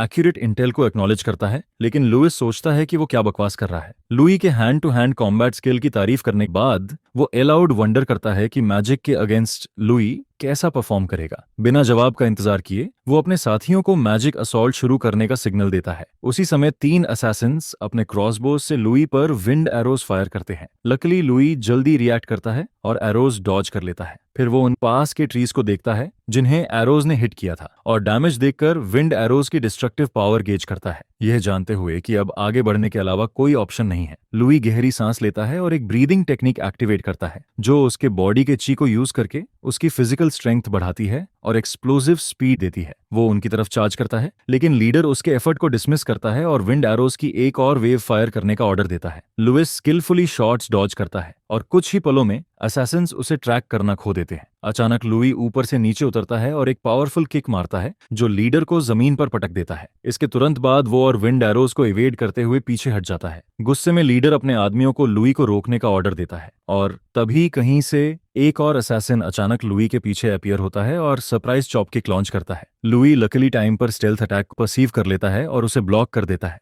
हालांकि इम्पैक्ट से उसके आर्म्स में तेज झटका महसूस होता है। वो जल्दी से खुद को संभालता है और नए एनिमी को घूरता है जिसे वो ज्यादा सीरियस थ्रेट मानने लगता है। इससे पहले कि लुई आगे रिएक्ट कर पाता, उसे रियलाइज होता है कि वो चारों तरफ से घिर चुका है और हर डायरेक्शन से आ रहे विंड एरोज को इवेड करने की स्ट्रगल करता है। रिलेंटलेस अटैक से बच न पाने की वजह से लुई हिट हो जाता है और अनकॉन्शियस हो जाता है। असैसिन्स राहत की सांस लेते हैं और कहते हैं कि एक कॉमनर का इतनी देर तक टिके रहना काफी इंप्रेसिव था। उनमें से एक उसे खत्म करने के लिए आगे बढ़ता है, लेकिन तभी लुई अचानक झटके से उठ जाता है और तुरंत उसे बाहर कर देता है। फिर वो उस आदमी का क्रॉसबो पकड़ लेता है और बाकी असासिन पर विंड एरोज फायर करता है। 2 असासिन गिर जाते हैं, लेकिन जो स्ट्रांग वाला होता है वो आसानी से उस अटैक को पर्री कर देता है। यह समझते हुए कि लुइजी अनकॉन्शियस होने का नाटक कर रहा था, वो उसकी तारीफ करता है। लुई उससे पूछता है कि अपने अंडरलिंग्स खोने के बाद भी वो मूव क्यों नहीं कर रहा है, लेकिन शेडी आदमी वीकलिंग्स की परवाह नहीं करता है। उसी समय लुई उस पर और विंड एरोज शूट करता है, लेकिन उसके इवेसिव स्किल्स बिल्कुल अलग लेवल के होते हैं। वो लुइस की तरफ लंजेस करता है और हवा में से एक मैजिक हैमर बना लेता है। अटैक करते हुए वो एडमिट करता है कि वो लुइस को डिसाइपल बनाना चाहता था, लेकिन उसके एम्प्लॉयर के ऑर्डर्स उसे कोई चॉइस नहीं देते हैं। लुई अपने बॉडी से उस हैवी अटैक को टैंक करने की कोशिश करता है, लेकिन वो उसे उड़ाकर दूर फेंक देता है। मिड एयर में ही ओपोनेंट फ्लैश स्टेप करता है और बताता है कि लुइस की एबिलिटी शायद अप्रेंटिस से ऊपर है, लेकिन हायर रैंक्ड फाइटर से लड़ने के लिए इनफ नहीं है। इसके बाद वो फिर से मैजिक हैमर समन करता है और लुइस को सीधे जमीन में पटक देता है। रिकवर करने का टाइम दिए बिना असैसिन अपना असॉल्ट जारी रखता है और waves of magic attacks unleash करता है। जब धूल बैठती है तो वो देखकर सरप्राइज होता है कि लुइस अभी भी जिंदा है और इंजर्ड होने के बावजूद डिफेंसिव स्टांस में टिका हुआ है। पेन में होते हुए भी लुई डिक्लेयर करता है कि उसका एंड यहाँ नहीं है, लेकिन असैसिन ऐसा नहीं मानता है। वो कहता है कि इम्पेंडिंग डूम से लुइजी को कोई नहीं बचा सकता और एक और मैजिक हैमर मटेरियलाइज करता है। मूव न कर पाने की हालत में लुई पैनिक करता है और एनिमी को देखता है जो उसे रेनबो ब्रिज पार भेजने वाला होता है। असैसिन अपनी martial arcane skill celestial hammer से अटैक करता है। उसी पल लुइस की पूरी लाइफ उसकी आंखों के सामने फ्लैश होती है। उसे ऑर्फनेज में मैजिक सीखने और अपने फैमिली को प्रोटेक्ट करने का एम याद आता है। कॉन्सिक्वेंस की परवाह किए बिना वो अपनी फेट बदलने का फैसला करता है और उसके चारों तरफ की ऑरा तुरंत चेंज हो जाती है। वो अपनी मिस्टीरियस पावर से काउंटर करता है और वो असैसिन के अटैक को रोक लेती है। सरप्राइजिंगली पावर क्लैश से एक मैसिव एक्सप्लोजन ट्रिगर होता है। कुछ पलों बाद लुइस जमीन पर पड़ा खांसता है और असैसिन वंडर करता है कि उसे ऐसा क्यों लग रहा है जैसे वो किसी इक्वल से लड़ रहा हो। लुइस को टारगेट किए जाने की रीजन समझते हुए वो फिर से मैजिक हैमर उठाता है। उसे अब लुइस एक मॉन्स्टर लगता है जिसे खत्म करना जरूरी है। अचानक एक कमांडिंग आवाज असैसिन को रुकने का ऑर्डर देती है और इससे पहले कि वो लुई को फिश फूड बना पाता, एक वायलेंट विंड वॉर्टेक्स उसे रोक देता है। रिट्रीट करने की कोशिश में और भी विंड वॉर्टिसीज उसे जकड़ लेते हैं और ओवरवेलमिंग प्रेशर से क्रश कर देते हैं। एस्केप न कर पाने की हालत में असैसिन दर्द से चिल्लाता है क्योंकि मैजिक उसके बॉडी को पूरी तरह रिस्ट्रेन कर देती है। इस सडन टर्न से कंफ्यूज्ड होकर लुई सोचता है कि आखिर हो क्या रहा है। तभी प्रिंसिपल अरोनियन अपीयर होता है और उसकी रैम्पेज सप्रेस करने के लिए उसकी तारीफ करता है। वो लुई को पीने के लिए एक मैजिक पोशन देता है और थके हुए असैसिन की तरफ शार्प नजरों से देखता है। फिर वो इंट्रूडर से उसके एम्प्लॉयर का नाम डिमांडिंग इंटरोगेशन करता है। असैसिन रियलाइज करता है कि वो एक ग्रैंड मास्टर है और कहता है कि वो लुइजी को उसके इम्पेंडिंग डूम से प्रोटेक्ट नहीं कर पाएगा। वो हिस्टेरिकली हंसता है और कहता है कि यह तो बस शुरुआत है और फिर खुद को ब्लास्ट कर लेता है। इस डिस्टर्बिंग इंसिडेंट को देखकर प्रिंसिपल अरोनियन सोचता है कि कहीं असैसिन गिल्ड इन्वॉल्व्ड तो नहीं है और फिर खुद से कहता है कि शायद वो ज्यादा सोच रहा है। मीनवाइल लुइस पोशन का इफेक्ट नोटिस करता है और उसकी हीलिंग पावर देखकर अमेज्ड हो जाता है, क्योंकि वो उसकी फ्रैक्चर्ड बोन्स को भी पूरी तरह रिपेयर कर देती है। फिर वो प्रिंसिपल अरोनियन से पूछता है कि क्या ये सिर्फ कोइंसिडेंस है कि वो हमेशा टाइम पर उसे बचाने आ जाते हैं। प्रिंसिपल बात को उसके घर पहुंचने तक के लिए छोड़ देता है। लुई पैनिक करने लगता है क्योंकि काफी लेट हो चुका होता है और उसकी मॉम वरी कर रही होगी। बिना एक पल गनवाए वो घर की तरफ दौड़ता है और पीछे प्रिंसिपल अरोनियन काइली नाम के मिस्टीरियस क्रीचर को समन करता है, उसे क्लीन अप ड्यूटी सौंपते हुए। दूसरी तरफ कैंड्रिया एम्पायर के नॉर्दर्न पार्ट में बसे मॉन्टिया टाउन में दो नोबलमैन लासिएला को कन्फ्रंट करते हैं। रिपेयर मिलस्टोन को एक्सक्यूज बनाकर वो उसे हरास करते हैं जब वो बच्चों का वेट कर रही होती है। लायला कामली एक्सप्लेन करती है कि वो सिर्फ वेट कर रही है, लेकिन नोबलमैन उसकी बात इग्नोर करते हैं और इल इंटेंट के साथ आगे बढ़ते हैं। थैंकफुली लुइजी टाइम पर पहुंच जाता है और उन क्रैकहेड्स को रोक देता है। लासिएला उसके लौटने पर खुश होती है, लेकिन उसकी हालत देखकर शॉक हो जाती है। लुई पूछता है कि वो ठीक है या नहीं, लेकिन उसे ज्यादा चिंता उसके फटे कपड़ों और खून की होती है। वो उसे काम करने के लिए एक्सक्यूजेस बनाने की कोशिश करता है, लेकिन नोबलमैन अपने लॉर्ड और फाइटर जॉर्ज की धमकी देते हैं। तभी सरप्राइज में principal Aronian mid air appear होता है। नीचे उतरते हुए वो मिसअंडरस्टैंडिंग क्लियर करता है और खुद को इंट्रोड्यूस करता है और स्कमबैग्स पर प्रेशर डालता है कि वो यहाँ से चले जाएं। उसे रियल ग्रैंड मास्टर देखकर नोबलमैन बाउ करते हैं और तुरंत निकल जाते हैं। प्रिंसिपल अरोनियन फिर लासिएला की तरफ मुड़ता है और बताता है कि उन्हें बात करनी होगी। थोड़ी देर बाद लासिएला उसे घर के अंदर ले जाती है और वो उस मिलस्टोन को नोटिस करता है जिसकी कंप्लेंट नोबल्स कर रहे थे। वो सोचता है कि बिना मैजिक के ये ऑटोमेटिकली कैसे काम कर रहा है और क्लोजर लुक में रियलाइज करता है कि ऐसी चीजें आसपास हर जगह है। लायला उसे फ्रूट्स ऑफर करती है और सारा क्रेडिट लुइस को देती है, जिसकी क्रिएशंस ने उनकी लाइफ इजी बना दी है। वो पूछती है कि क्या लुइस ने कोई क्राइम किया है जिसकी वजह से प्रिंसिपल आया है, लेकिन अरोनियन बताता है कि बात उलटी है। वो लुइस की टैलेंट पर जोर देता है जो उसने सिर्फ गाया स्क्रिप्चर्स में देखी थी। पास्ट में मॉन्स्टर्स के टायरानिकल रूल के दौरान गॉडेस द्वारा गाइडेड एक जीनियस ह्यूमन सामने आया था। उसने एलिमेंट्स की एसेंस समझकर मार्शल आर्केन क्रिएट किया था। 5 साल बाद उसने अपने कंपेनियंस के साथ मॉन्स्टर्स को हराया और ह्यूमैनिटी को डूम से बचाया। उस दिन को लिबरेशन डे कहा गया और उसे गाया स्क्रिप्चर्स में फर्स्ट हीरो कहा जाता है। लासिएला उस सेवियर की तारीफ करती है, लेकिन लुई कहता है कि फोक लेजेंड्स में उसका जिक्र नहीं है। प्रिंसिपल कहता है कि एक लेजेंड जरूर है और रिवील करता है कि फर्स्ट हीरो के ब्लैक हेयर और आईज थे, जो ह्यूमैनिटी के टॉप ऑफिशियल्स के अलावा किसी को नहीं पता। उसके दिल की मैडनेस ने उसे ओवरवेल्म कर लिया था और उसने एक ग्रेव सिन किया जिसकी वजह से उसे हिस्ट्री से इरेज कर दिया गया। यह सुनकर लुई सरप्राइज्ड हो जाता है और सोचता है कि क्या उसके अंदर भी वही मैडनेस है। प्रिंसिपल ऐड करता है कि हर कंट्री ब्लैक हेयर और आईज वाले लोगों को एलिमिनेट कर देती है ताकि फ्यूचर मिसहैप्स ना हो। फिर वो लुइजी से हेयर डाई करने को लेकर सवाल करता है और लासिएला तुरंत ब्लेम खुद पर ले लेती है। वो लुइस के अच्छे पर्क्स गिनाने लगती है, लेकिन लुई उसे रोक देता है और कहता है कि प्रिंसिपल के इंटेंशंस कुछ और है, क्योंकि अगर वो चाहते तो उसे मार सकते थे। इम्प्रेस्ड होकर अरोनियन उसकी फोरसाइट की तारीफ करता है और कहता है कि उसने अपनी इनर मैडनेस को टेम कर लिया है। सबको सरप्राइज देते हुए प्रिंसिपल लुइजी को पीसफुल इरा का नया हीरो मानता है। टेलीकिनेसिस से फ्रूट उठाते हुए वो कहता है कि डार्कनेस हमेशा नीचे लर्किंग रहती है और लुई की एबिलिटी देखकर वो उसे सही रास्ते पर गाइड करेगा। वो अचानक फ्रूट लुइस की तरफ फेंकता है और लुई बिना हिले उसे पकड़ लेता है। इसके बाद प्रिंसिपल अरोनियन कहता है कि फे और केन की एफर्ट्स की वजह से, जिन्होंने ज्यादातर एग्जामिनीज को फेल कराया, लुई ने टेस्ट पास कर लिया है। इसके बाद वो लुइजी से अकेडमी में अपना डिसाइपल बनने को कहता है, जिस पर लुई एक्साइटेड होकर पूछता है कि अगर वो आगे चलकर फिर से बजर्क हो गया तो प्रिंसिपल क्या करेगा। उसी पल लुई के हाथ में पकड़ा फल टुकड़ों में कट जाता है और यह देखकर वो शॉक हो जाता है। आइस की तरह कोल्ड रहते हुए प्रिंसिपल अरोनियन जवाब देता है कि ऐसा हुआ तो वो खुद उसे क्रिएटर के पास भेज देगा। अगली सुबह यार्ड में काम करते हुए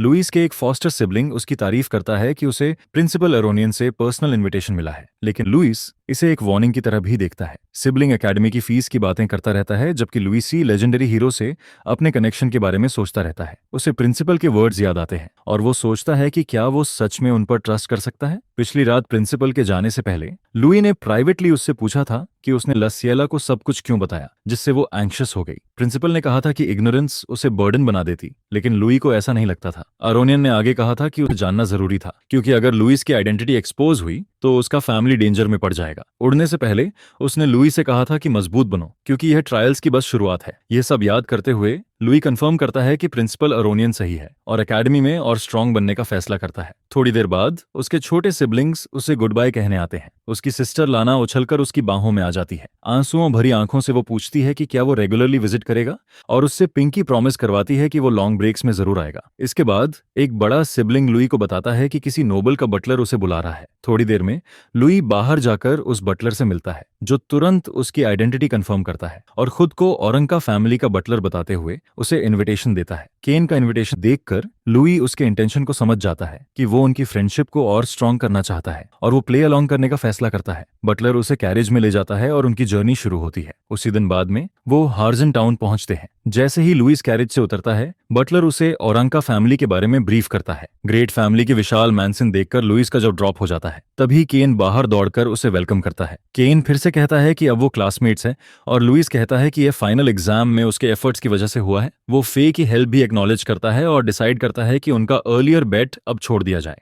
लेकिन केन कहता है कि वो वैसे भी पास कर जाता क्योंकि उसे एफए की सील ऑफ अप्रूवल मिली हुई है। इसके बाद केन रिवील करता है कि वो लुइस को अपना स्पारिंग पार्टनर बनाना चाहता है और एकेडमी और मैजिक के बारे में पहले से उसे जानकारी देना चाहता है। तभी केन की मां आ जाती है और उसे फिल्थी कॉमनर को घर लाने के लिए कन्फ्रंट करती है। केन कहता है कि लुइजी उसका फ्रेंड है, लेकिन वो उसकी बात इग्नोर कर देती है और लुई से पूछती है कि उसके बेटे के पास आने का उसका क्या इंटेंशन है। कॉमनर के साथ एक ही हवा में सांस लेने से डिस्गस्टेड होकर वो एक गोल्ड रिंग निकालती है जिसकी कीमत दर्जनों गोल्ड कॉइन्स के बराबर होती है और उसे लुई की तरफ फेंक देती है। फिर उसे यहां से निकल जाने का ऑर्डर देती है, लेकिन केन यह सहन नहीं करता। जब वो लुई से माफी मांगने के लिए मुड़ता है तो देखता है कि लुई रिंग उठा रहा है। लुई कामली बताता है कि उसने केन की एबिलिटी को एक्नॉलेज किया और उससे दोस्ती की। फिर वो पूछता है कि क्या वो केन के वर्ड्स को उस गोल्ड रिंग जितना वर्थलेस समझती है। यह सुनते ही वो गुस्से से भर जाती है। गुस्से में घूरते हुए वो उसे बाहर फेंकने का ऑर्डर देती है और बटलर्स जल्दी से उसके चारों तरफ जमा हो जाते हैं। केन उसे समझाने की कोशिश करता है कि लुई ने फे को हराया है, लेकिन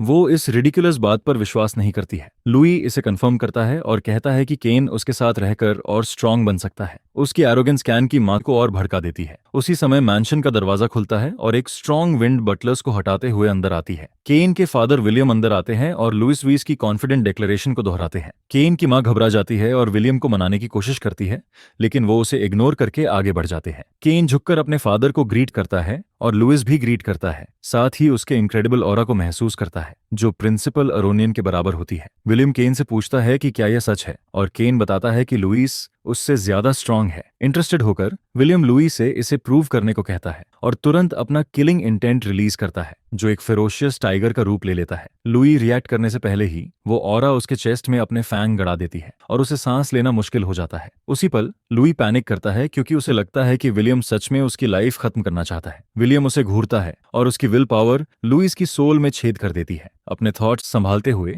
लुई रियलाइज करता है कि एक ग्रैंड मास्टर की विल पावर कितनी टेरिफाइंग होती है, लेकिन कंटिन्यूअस मॉन्स्टर हंटिंग की वजह से उसने किलिंग इंटेंट के अगेंस्ट रेजिस्टेंस बना ली होती है। फायर से भरा हुआ उसकी सोल का छेद उसके बर्निंग रिजॉल्व और विल पावर से भरने लगता है। उसकी सोल की आग फूट पड़ती है और विलियम के सरप्राइज में वो एक ड्रैगन का रूप ले लेती है। दोनों की विल पावर्स आमने सामने आ जाती है और कुछ देर तक क्लैश करती रहती है। डस्ट सेटल होने के बाद केन जल्दी से लुई को चेक करता है और उसे खड़ा करने में मदद करता है क्योंकि वो बैटल ऑफ विल्स हार चुका होता है। इसके बाद विलियम लुई से पूछता है कि वो स्ट्रेंथ क्यों चाहता है। लुई जवाब देता है कि वो अपने फैमिली को प्रोटेक्ट करने के लिए स्ट्रांग बनना चाहता है। बिना कोई फैशियल इमोशन दिखाए विलियम जाने के लिए मुड़ता है, लेकिन केन को उसकी वीक विल पावर के लिए स्कॉल्ड करता है और कहता है कि वो लुई से कुछ सीखे। इस डेवलपमेंट से खुश न होकर केन की मां विलियम से बहस करने की कोशिश करती है, लेकिन वो कोल्डली उसकी ओपिनियन रिजेक्ट कर देता है। रिलीव्ड होकर केन डिसाइड करता है कि वो लुई को तुरंत ट्रेनिंग ग्राउंड ले जाएगा। औरंका फैमिली के मार्शल आर्ट्स ट्रेनिंग ग्राउंड पर केन अपने पेरेंट्स की तरफ से अपोलोजाइज करता है, लेकिन लुई कहता है कि सब ठीक है। वो विलियम के एक्सट्रीम बिहेवियर की बात करता है और केन की वरीज दूर करने के लिए उसकी एबिलिटी एक्नॉलेज करता है, लेकिन केन कहता है कि लुइस औरंका फैमिली का बेटा बनने के लिए उससे कहीं ज्यादा सूटेड है। लुई इस पूरे इंसिडेंट को विलियम का केन के लिए टेस्ट मानता है और वंडर करता है कि शायद यह उसका लव दिखाने का तरीका है। उसकी बात केन को मेमोरीज में ले जाती है। वो याद करता है कि बचपन में उसे मैंशन से बाहर जाने की फ्रीडम नहीं मिली थी। उसकी मेमोरीज सिर्फ खाने, सोने और ट्रेनिंग तक सीमित थी। विलियम चाहता था कि वो अपने ग्रैंडफादर की तरह एक ग्रेट सेज बने। केन रियलाइज करता है कि वो हमेशा अपने फादर की एक्नॉलेजमेंट चाहता था, लेकिन धीरे धीरे मैंशन एक प्रिजन बन गया और उसका स्टेटस और टैलेंट उसकी चेन्स बन गए। वो बाहर की दुनिया और फ्रीडम के लिए तरसता रहता था, जैसे आसमान में उड़ते बर्ड्स, लेकिन इस वर्ल्ड में जहां सिर्फ स्ट्रेंथ मैटर करती है वो खुद को वीक मानता है। इन्वेंट्री से रेपियर उठाते हुए वो सोचता है कि सोर्ड स्विंग करना ही उन चेन्स को तोड़ने का तरीका है।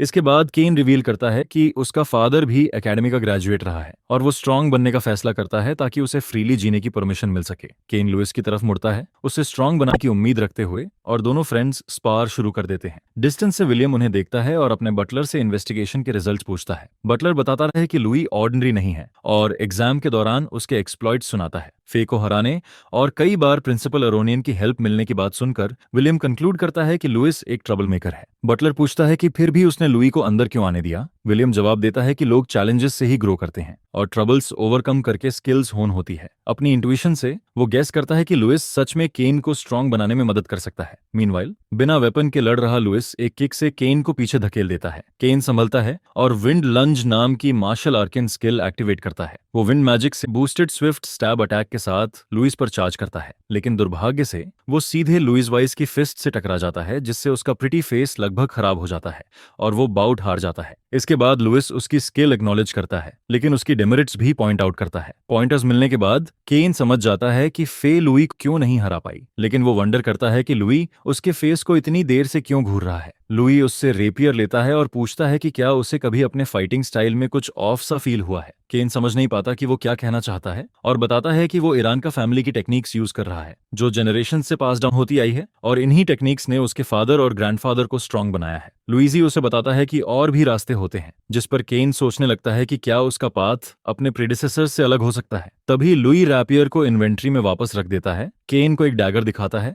और उसे बुलाकर उसके फादर को सरप्राइज देने की प्लान बनाता है। अचानक दोनों डैगर्स के साथ विलियम की तरफ लंच करते हैं, लेकिन उससे ठीक पहले लुइजी केन को मार्शल आर्ट्स में स्पीड की इंपॉर्टेंस पर लेक्चर देता है। एकेडमी एग्जाम के स्लाइम टेस्ट को याद करते हुए वो समझाता है कि स्पीड सिर्फ मूवमेंट नहीं होती, बल्कि रिएक्शन टाइम और क्विक डिसीजंस लेने की एबिलिटी भी होती है। कोइंसिडेंटली केन की नेचुरल स्पीड उसके विंड एट्रीब्यूट के साथ अच्छी तरह मैच करती है, लेकिन थ्रस्टिंग वेपन्स यूज करना मुश्किल होता है। लुइस केन को 2 डैगर्स देता है और कहता है कि जो उसके फादर और ग्रैंडफादर के लिए काम आया, जरूरी नहीं कि उसके लिए भी काम करे। वो गेस करता है कि यही रीजन है कि विलियम ग्रैंड मास्टर लेवल तक पहुंचने के बाद आगे ग्रो नहीं कर पाया। वो केन से कहता है कि अपनी टैलेंट्स को मैक्सिमाइज करने के लिए स्पेशलाइज्ड कॉम्बैट स्टाइल अपनाए। लुई पूछता है कि क्या वो इसके लिए रेडी है, और केन कहता है कि फ्रीडम पाने के लिए वो कुछ भी करने को तैयार है। लुई उसकी डिटर्मिनेशन एक्नॉलेज करता है और जल्दी से न्यू कॉम्बैट स्टाइल समझा देता है। इसके बाद दोनों विलियम पर जंप करने की प्लानिंग करते हैं, ताकि केन की एबिलिटी और डिटर्मिनेशन सामने आ सके। कुछ ही देर में वो विलियम की तरफ चार्ज करते हैं और केन तुरंत एक्सेलरेट नाम का wind magic support spell activate करता है। स्पेल उनकी स्पीड बढ़ा देता है, जिससे वो तेजी से डिस्टेंस क्लोज कर लेते हैं। सडन मूवमेंट देखकर बटलर वरीड हो जाता है, लेकिन विलियम उसे कामली रोकता है और पहले केन के अटैक को आसानी से डॉज कर लेता है। इसके बाद लुइस फ्लैश स्टेप करता है और स्लैशेस की वेव छोड़ता है, लेकिन विलियम उन्हें एफर्टलेसली डॉज करता है। लुइस सोचता है कि डैगर्स फास्टेस्ट वेपन्स होते हैं और डिसाइड्स करता है कि उन्हें कॉम्बैट टेक्निक्स के साथ कंबाइन करेगा। तभी वो बटरफ्लाई स्टेप यूज करता है अपनी एक्सप्लोजिव स्पीड से अपोनेंट को शॉक करने के लिए। स्किल विलियम को थोड़ा सरप्राइज करता है, लेकिन वो फिर भी अटैक्स डॉज करता रहता है। केन भी फॉलो करता है और अपनी एरियल स्किल यूज करके खुद को बूस्ट करता है। केओस के बीच उसे अचानक फील होता है कि उसका बॉडी बहुत लाइट हो गया है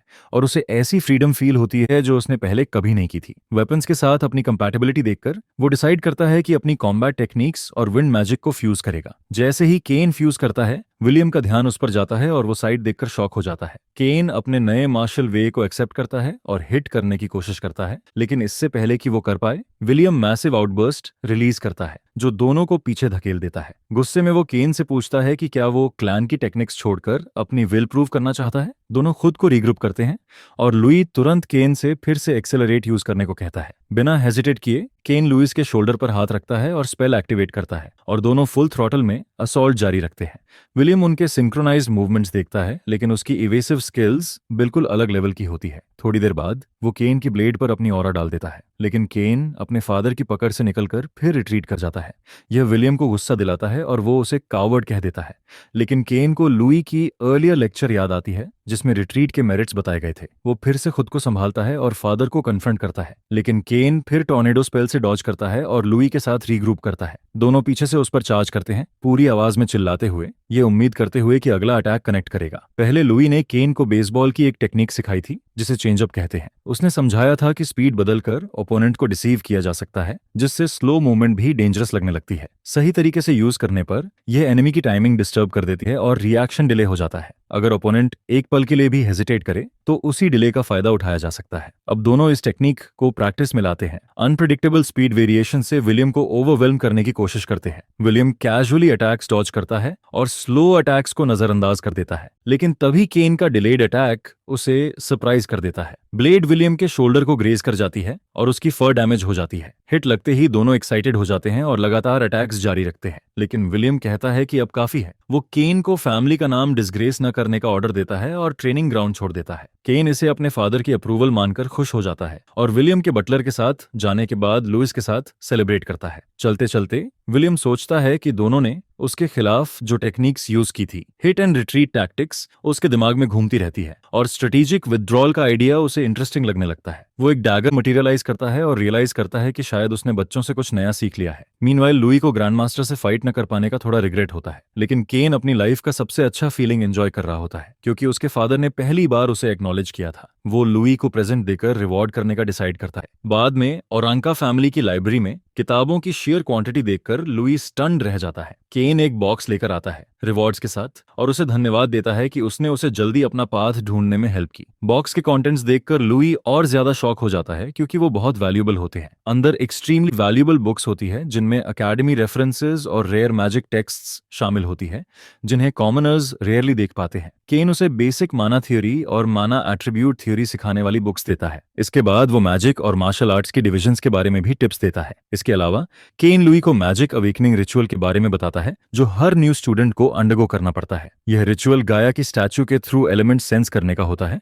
और चर्च टेम्पल में इसका कॉस्ट 10 गोल्ड कॉइन्स होता है, लेकिन एकेडमी में यह फ्री होता है। केन एकेडमी फीस और फ्यूचर एक्सपेंसेस की लिस्ट भी बताता है और लुई से कहता है कि वो गिफ्ट्स एक्सेप्ट करे और जब भी जरूरत हो उस पर रिलाई करे। थोड़ी देर बाद लुई गिफ्ट्स एक्सेप्ट कर लेता है और केन के कहने पर उनकी अर्लियर बेट सेटल मान लेता है। लुई रियलाइज करता है कि उसे अब पैसे कमाने शुरू करने होंगे और जूलियन की मैजिक फार्मेसी वाली बात याद करता है। तभी उसे याद आता है कि वो अपनी प्रीवियस लाइफ के नॉलेज से यूजफुल आइटम्स इन्वेंट करके जल्दी पैसा कमा सकता है। यह सोचकर लुइस केन से उसके फैमिली के मर्चेंट गिल्ड कनेक्शन के बारे में पूछता है। केन क्यूरियस हो जाता है कि वो क्यों पूछ रहा है, लेकिन लुइस कहता है कि वो अभी सीक्रेट रखेगा और केन को बाद में पता चल जाएगा। एक हफ्ते बाद फ्रेशमैन का कांद्रे आर्चनिस्ट एकेडमी में स्वागत होता है। जैसे ही लुइस कॉन्फिडेंटली स्कूल ग्राउंड में चलता है, सॉफ्टमोर रोज उसकी कलोन स्मेल करके सोचती है कि वो किसी नोबल से रिलेटेड होगा। आखिर ट्रेंडी और एक्सपेंसिव कलोन हर कोई अफोर्ड नहीं कर सकता। वो तुरंत उससे चिपक जाती है और स्कूल टूर देने का ऑफर करती है। रोज उसे अंदर ले जाते हुए बताती है कि एम्परर बूढ़ा हो चुका है और एकेडमी में इंपीरियल एयर्स, नोबल्स और ग्रेट फैमिलीज के साथ कॉन्फ्लिक्ट में रहते हैं। प्रिंसिपल की वजह से सब कुछ सरफेस पर काम लगता है, लेकिन अंदर ही अंदर एजुकेशनल रिसोर्सेज के लिए फियर्स स्ट्रगल चल रही होती है। इसी वजह से जो स्टूडेंट टारगेट हो जाता है और पॉइंट्स अर्न नहीं कर पाता, उसे एक्सपेल भी किया जा सकता है। इतना कहकर रोज उसके चीक को टच करती है और पूछती है कि उसका फैमिली किसे सपोर्ट करता है। तभी ब्रायन नाम का लड़का आता है और लुइस को एग्जाम रिकॉर्ड तोड़ने वाला कॉमनर कह देता है। यह सुनकर रोज शॉक हो जाती है क्योंकि लुइस की कलोन कोई कॉमनर अफोर्ड नहीं कर सकता। गुस्से में वो वहां से चली जाती है। लुई ब्रायन से हाथ मिलाता है और ब्रायन उसे बताता है कि एकेडमी एक मिनिएचर एम्पायर है और उसे रोज जैसे बहुत लोग मिलेंगे। तभी केन लुई को आवाज देता है और जैसे ही ब्रायन उसे देखता है वो वहां से चला जाता है। सरप्राइज्ड होकर केन पूछता है कि उसने ब्रायन से क्या बात की और लुई कहता है कि बस ग्रीटिंग हुई थी। वहां उसे पता चलता है कि ब्रायन चांसलर का बेटा है। तभी उनके पीछे से दो जाने पहचाने चेहरे आते हैं, जिनमें से एक डे होती है जो ब्रायन को वीक विल्ड कहती है और बोलती है कि उसे वो पसंद नहीं है। यह सुनकर केन गुस्से में आ जाता है और उस पर चिल्लाता है कि वो इनडायरेक्टली उसे वीक कह रही है, जिस पर डे कहती है कि वो उसे तभी एक्नॉलेज करेगी जब वो लुई जितना स्ट्रांग बनेगा। उसे देखकर लुइस उसका एग्जाम में मदद करने के लिए धन्यवाद करता है, लेकिन वो उसे कैजुअली ब्रश ऑफ कर देती है और कहती है कि वो अपनी ही स्ट्रेंथ से पास हुआ है। फिर वो उसकी तरफ अपनी फिस्ट उठाती है और स्वेयर करती है कि अगली बार फाइट में वही जीतेगी। यह देखकर केन और ज्यादा अपसेट हो जाता है और उस पर चिल्लाता है कि वो उसे इग्नोर करके सिर्फ लुई से बात क्यों कर रही है। थोड़ी बहस के बाद मिलियाना फे को खींच कर ले जाती है और कहती है कि उन्हें रजिस्ट्रेशन कंटिन्यू करनी है। उनके जाते ही केन लुइस को गोल्ड कॉइन से भरा एक बड़ा पर्स देता है और कहता है कि यह लुइस का शेयर है। यह देखकर लुइस शॉक हो जाता है कि केन को दिए गए इंस्ट्रक्शन से इतना पैसा बन सकता है। पहले केन लुइस के पास आया था जब लुई अपने बनाए हुए परफ्यूम के samples burn village trading company लेकर गया था। उस वक्त केन को भरोसा नहीं था कि इतनी अच्छी फ्रेग्रेंस इतनी ज्यादा बिकेगी, लेकिन अब कलोन की सक्सेस देखकर वो सोचता है कि क्या उसे अपनी मॉम से भी ये ट्राई करवाना चाहिए। इसके बाद वो डिसाइड करते हैं कि इस सीक्रेट को अपने बीच ही रखेंगे और स्टूडेंट रिसेप्शन की तरफ रजिस्ट्रेशन कंप्लीट करने चले जाते हैं। कुछ ही समय में लुइजी को क्रेडिट कार्ड मिल जाता है और लाइन में खड़े नोबल्स इस बात से परेशान हो जाते हैं कि वो उनका क्लासमेट बन गया है।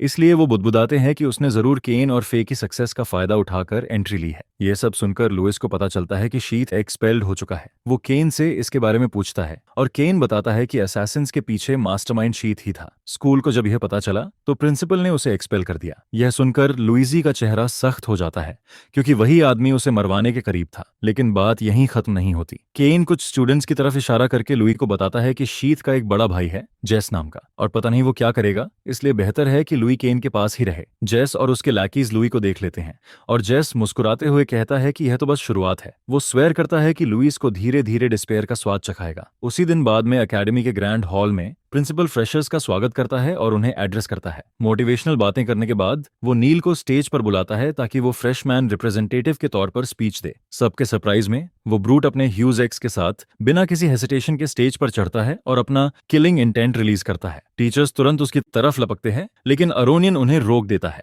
नील स्टूडेंट्स पर चिल्लाता है और उन्हें मोरॉन्स कहता है और अनाउंस करता है कि उसका गोल हर एक को पीटना है। स्टूडेंट्स गुस्से में उस पर चिल्लाते हैं कि वो खुद को कोई बड़ा हीरो समझता है क्या, लेकिन नील और भी इंसल्ट करता है। नील का यह ड्रामा देखकर उसका नया होमरूम टीचर कंप्लेन करने लगता है क्योंकि उसे पता है आगे क्या होने वाला है, लेकिन अरोनियन उसे शांत कर देता है। अचानक नील अपना एक्स क्राउड में फेंक देता है और चिल्लाता है कि स्टूडेंट्स में से एक उसका मेन टारगेट है। एक्स सीधा लुइस के सामने आकर गिरता है और उसी पल नील गैप क्लोज करके एक्स के हैंडल पर बैठ जाता है। वो लुइस का नाम लेकर उसे ऐसे घूरता है जैसे वो उसका डिनर हो, फिर डिक्लेयर करता है कि वो उससे फाइट करेगा। केन तुरंत बीच में आता है और नील को याद दिलाता है कि अभी एंट्रेंस सेरेमनी चल रही है। वो नील का रास्ता रोकने की कोशिश करता है और चिल्लाता है कि लुइस से दूर रहे, लेकिन नील लुइस से ही बात करता रहता है और पूछता है कि क्या वो केन जैसा नहीं है जो बस ज्यादा बोलता है लेकिन करता कुछ नहीं। यह सुनकर केन भड़क जाता है और नील पर फिस्ट चला देता है, लेकिन लुइस उसे रोक लेता है और काम रहने को कहता है। नील एक्साइटेड हो जाता है और बोलता है कि उसे दोनों से फाइट करने में कोई दिक्कत नहीं है। सिचुएशन को काम करने के लिए ब्रायन आता है और नील को सलाह देता है कि वो लुइस के साथ अच्छे से रहे। आखिर दोनों टैलेंटेड कॉमनर्स हैं और अगर नील ऐसा बिहेव करता रहा तो एकेडमी में ज्यादा दिन नहीं टिकेगा। नील एक नजर में ब्रायन को देखता है और उसे दफा होने को कहता है और स्मॉल फ्राई बोलकर इंसल्ट करता है। ब्रायन तुरंत ऑफेंडेड हो जाता है। बाकी नोबल्स कंक्लूड करते हैं कि कॉमनर्स को एकेडमी में अलाउ नहीं करना चाहिए क्योंकि उनमें मैनर्स नहीं है। केन ब्रायन पर हंसता है कि उसने आकर खुद को एम्बैरेस कर लिया। वो अपनी नकल्स क्रैक करता है और नील से फाइट के लिए रेडी हो जाता है और नील भी ईगर दिखता है, लेकिन तभी एक टीचर आ जाता है और नील को रोक देता है। वो बताता है कि स्टूडेंट्स के बीच फाइट्स फॉरबिडन है सिवाय टेस्ट्स और टूर्नामेंट्स के,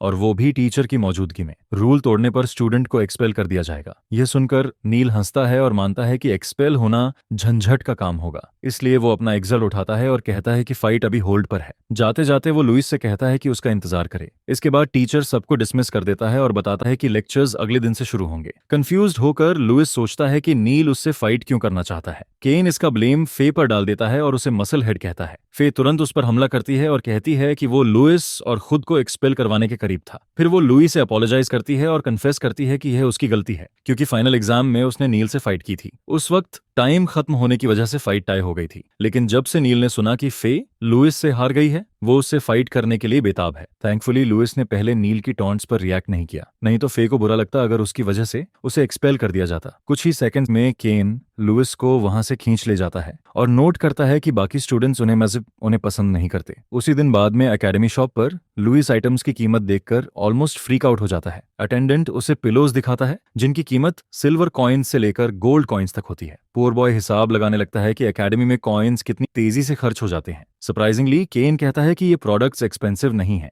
और यही वो जगह है जहां से लुइस को अपनी डेली नेसेसिटीज लेनी होंगी। ये रियलाइजेशन लुइस को कॉइन्स और क्रेडिट्स की इंपॉर्टेंस सिखा देती है। माइजर लुई सबसे सस्ता स्टार्टर किट खरीदता है। फिर वो खुद को लकी मानता है कि उसने कोलोन बेचकर पैसा कमा लिया। वो बाकी पैसे ऑर्फनेज भेजने का प्लान भी बनाता है। शॉप में बिक रहे गुड्स को देखकर लुई समझता है कि उसे पैसे कमाने के और तरीकों के बारे में सोचना पड़ेगा। जब लड़कियां डॉर्मेट्री की तरफ जाती हैं, फे गुड बाय कहती है और लुई को बताती है कि वो अगले दिन उसकी मैजिक अवेकनिंग सेरेमनी में आएगी। लुई उन्हें कूलर उठाए देखता है और उन चीजों की तरफ अट्रैक्ट हो जाता है। तभी वो करता है कि वो ज्यादा मेहनत करेगा ताकि ऐसी चीजें अफोर्ड कर सके। बाद में डॉर्मेट्री में लुई अपने रूम की तरफ जाता है और होप करता है कि उसका रूममेट कोई स्कीमर न निकले। रूम में घुसने से पहले वो देखता है कि किसी का पिलो और फुटॉन बाहर फेंका हुआ है। अंदर झांकने पर वो देखता है कि एक स्टूडेंट को नोबल्स बुली कर रहे हैं। वो उस पर चिल्लाते हैं, लेकिन लड़का चुप रहता है। तभी उनमें से एक उसे कॉलर से पकड़ लेता है। उसी पल लुइजी बुली के हाथ के वाइटल पॉइंट को टच करता है। इफेक्ट से बुली शॉक हो जाता है। लुई उन्हें याद दिलाता है कि ड्यूअल्स फॉरबिडन है। इंजर्ड हैंड वाला नोबल खुद को बचाने के लिए कहता है कि उन्होंने कुछ नहीं किया। फिर वो लुई पर हमला करने की कोशिश करता है, लेकिन लुई उसकी हथेली पर स्ट्राइक करता है। नर्व्स कंट्रोल खो देती है और बुली का हाथ उसके ही लड़की के चेहरे पर जा लगता है। लुई उनसे पूछता है कि उसने कब किसी को मारा और वो कंफ्यूज हो जाते हैं। फिर वो बुली के पैर के वाइटल पॉइंट पर स्ट्राइक करता है और लड़का अनजाने में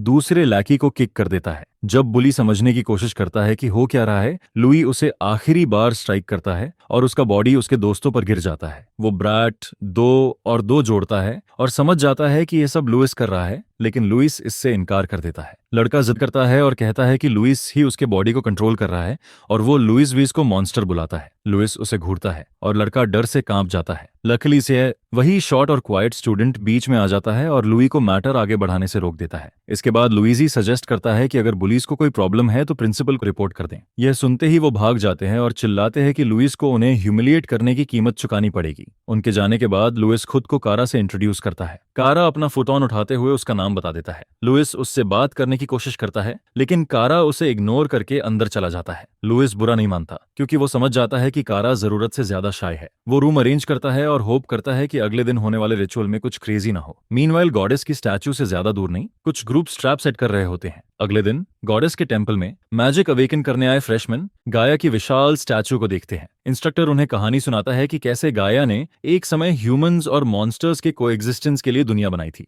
लेकिन मॉन्स्टर्स ने अपनी ओवरवेलमिंग पावर का यूज करना शुरू कर दिया और स्काई, लैंड और सी पर कब्जा कर लिया। इस ब्रूटल पावर स्ट्रगल ने पूरी दुनिया को खून से नहला दिया और ह्यूमंस भी इस केओस से नहीं बच पाए। यह गाया को गुस्सा दिला देता है, इसलिए उसने उन ह्यूमंस को ब्लेसिंग दी जिनके पास मैजिकल पावर नहीं थी और उन्होंने दुनिया के 4 एलिमेंट्स को समझा। इसी से मार्शल आर्केन की स्थापना हुई। कई बैटल्स के बाद उन्होंने अपने फोर्स को हराया और दुनिया के नए रूलर्स बने। इंस्ट्रक्टर बताता है कि स्टूडेंट्स को भी गॉडेस की ब्लेसिंग मिलेगी और वो मैजिक अवेकन करेंगे। ये कहानी सुनकर लुई सीरियस हो जाता है और नोटिस करता है कि इंस्ट्रक्टर ने फर्स्ट हीरो का जिक्र नहीं किया। कारा ये देखता है, लेकिन तभी इंस्ट्रक्टर उन्हें बुलाता है और फॉलो करने को कहता है। वो उन्हें स्पेसिफिक टाइल्स पर ले जाता है और बैठने को कहता है। वो समझाता है कि अगर उनमें मैजिक का टैलेंट होगा तो वो एलिमेंट्स को सेंस करेंगे, लेकिन अगर नहीं कर पाए तो एकेडमी को उनकी जरूरत नहीं है। ये सब कहते हुए वो लुई को घूरता है। फिर कुछ पलों बाद वो बाकी स्टूडेंट्स को बैठने का ऑर्डर देता है। लुई इंस्ट्रक्टर की ग्लेयर नोटिस करता है और सोचता है कि क्या यह आदमी उससे नफरत करता है। सबके बैठने के बाद इंस्ट्रक्टर बताता है कि चारों एलिमेंट्स इस वर्ल्ड की फाउंडेशन है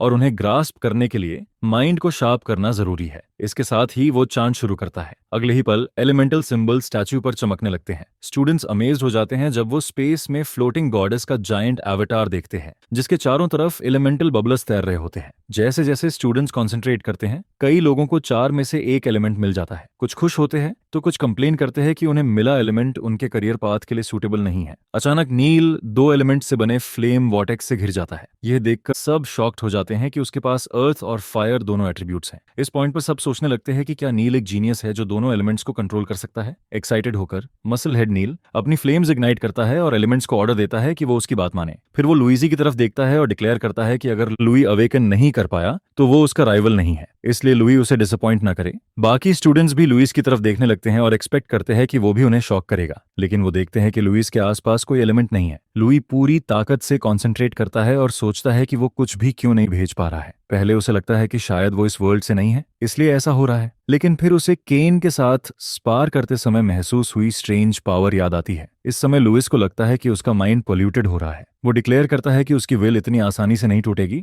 वो चिल्लाता है और मेंटल बाइंड को तोड़ देता है। उसके थॉट्स जलते हुए बाहर निकलते हैं। तुरंत 4 रंगों की लाइट उसके चारों तरफ इकट्ठा हो जाती है। यह देखकर इंस्ट्रक्टर स्टंड रह जाता है, क्योंकि उसे याद आता है कि उसने लुइस के टाइल पर एक मैजिक सर्कल सेट किया था जो उसके माइंड को बाहर की दुनिया से सेवर करने के लिए था। लुइस एक कलर ऑफ लाइट को टच करने की कोशिश करता है, लेकिन वो उससे दूर भाग जाती है। वो बार बार ट्राई करता है, लेकिन फेल हो जाता है। कंफ्यूज्ड होकर वो सोचता है कि वो उन्हें सेंस तो कर पा रहा है, लेकिन टच क्यों नहीं कर पा रहा। इंस्ट्रक्टर उसे ऑब्जर्व करते हुए स्मर्क करता है और सोचता है कि लुइस गलत है अगर वो ये मानता है कि मेंटल बैरियर से बाहर निकलना अवेकन करने के लिए इनफ है। वो बताता है कि कन्फाइनमेंट सर्कल और मैजिक फॉरबिडन ऑर्ब उसने लुइजी के लिए यूज किए हैं, क्योंकि कुछ लोग चाहते थे कि लुइस क्रश हो जाए, और चूंकि उन्हें इसके पैसे मिले हैं वो पीछे नहीं हट सकता। इसलिए वो रिचुअल खत्म होने का इंतजार करता है ताकि लुइस डिस्पेयर में डूब जाए। कई घंटों बाद बाकी स्टूडेंट्स चले जाते हैं, लेकिन लुई और कारा अब भी मेडिटेट कर रहे होते हैं। नोबल्स लुइस का मजाक उड़ाते हैं और उसे लेट डाउन कहते हैं। लेकिन कारा को कुछ गलत महसूस होता है। वो लुइस को बताता है कि उसके टाइल के नीचे ट्रैप है। बिना समय गंवाए लुइस टाइल को तोड़ देता है और उसके नीचे मैजिक फॉरबिडन ऑर्ब देखता है। कंफ्यूज्ड होकर वो सोचता है कि यह ऑर्ब क्या है। कारा, जो बाहर जा रहा होता है, लुइस से जल्दी करने को कहता है। क्यूरियस होने के बावजूद लुइस टूटे टाइल से हटता है और फिर से कंसंट्रेट करता है। उसी पल टेंपल में बचे स्टूडेंट्स शॉक्ड हो जाते हैं जब वो देखते हैं कि चारों कलर्स ऑफ लाइट लुइजी के चारों तरफ वॉर्टेक्स बना रहे हैं। इंस्ट्रक्टर शॉक्ड होकर सोचता है कि लुइस अवेकन कैसे कर पाया, क्योंकि इवन मास्टर भी कन्फाइनमेंट सर्कल और मैजिक फॉरबिडन ऑर्ब को तोड़ नहीं सकता। वो एक्ट करने की कोशिश करता है, लेकिन तभी प्रिंसिपल अरोनियन अपीयर होता है और उसे स्टैंड डाउन करने को कहता है। बाकी स्टूडेंट्स, जिन्होंने लुइस को अवेकन होते नहीं देखा था, प्रिंसिपल को देखकर सरप्राइज्ड हो जाते हैं। वो सोचते हैं कि शायद वो लुइस को चेक करने आया है जो स्ट्रगल कर रहा था। कुछ तो ये भी सोचते हैं कि लुइस और प्रिंसिपल के बीच कोई सीक्रेट है। इंस्ट्रक्टर अरोनियन को जाते हुए देखता है और मन ही मन कर्स करता है, क्योंकि उनका प्लान फेल हो गया और ऑलमोस्ट एक्सपोज हो गया। उसी शाम वो जेस से मिलता है और बताता है कि उनका प्लान फेल हो चुका है। सेफ रहने के लिए वो जेस को कुछ टाइम तक कांटेक्ट न करने की वार्निंग देता है। जेस बस लुइस को गाली दे पाता है कि वो बच गया। मीनवाइल टेंपल में अरोनियन काइली से कांटेक्ट करता है और उसे सिड की मूवमेंट्स पर नजर रखने को कहता है, क्योंकि वो नहीं चाहता कि आउटसाइडर्स एकेडमी में हैवक मचाए। ऑब्स्टिकल हटाने के बाद अरोनियन लुइजी को देखता है और उसे खुद एलिमेंट्स मैनिपुलेट करना सीखने के लिए छोड़ देता है। लुई बॉल्स ऑफ लाइट को ऑब्जर्व करता है और नोट करता है कि ये बिल्कुल वैसे ही है जैसा केन ने बताया था। केन ने एलिमेंट्स समझाते हुए बताया था कि मॉन्स्टर्स जन्म से एलिमेंट्स यूज कर सकते हैं, क्योंकि उनके अंदर मैजिक क्रिस्टल्स होते हैं। हर क्रिस्टल में अलग एलिमेंटल पावर होती है और इसी वजह से मॉन्स्टर्स अलग अलग एलिमेंट्स कंट्रोल कर पाते हैं। ह्यूमंस के केस में अवेकनिंग रिचुअल के बाद जब कोई एलिमेंट अप्रोच करता है तभी वो मैजिक यूज कर सकते हैं, और वो भी आसपास के एलिमेंट्स मैनिपुलेट करके। केन ने एक मैजिक क्रिस्टल लुइस की तरफ फेंका था और समझाया था कि एलिमेंट से रिकॉग्नाइज होने के बाद माइंड और बॉडी की ट्रेनिंग जरूरी होती है। क्यूरियस होकर लुइस ने पूछा था कि क्या मैजिक क्रिस्टल्स ही एलिमेंट्स है। केन ने बताया था कि दुनिया की हर चीज एलिमेंट से बनी है। जब लुइस आंखें खोलता है तो उसे वाटर एलिमेंट उसकी तरफ आते हुए दिखता है। वो उसे टच करने की कोशिश करता है। इस बार पार्टिकल उससे नहीं भागता। जैसे ही लुई उसे टच करता है, उसे सी बीस्ट्स की इमेंस पावर का सर्ज फील होता है। वो समझ जाता है कि दुनिया की एसेंस गाया की विल से मैनिफेस्ट होती है। लुइजी के चारों तरफ बना वॉटेक्स अनकंट्रोलेबली स्पाइरल करने लगता है। तो अरोनियन, जो उसे ध्यान से देख रहा होता है,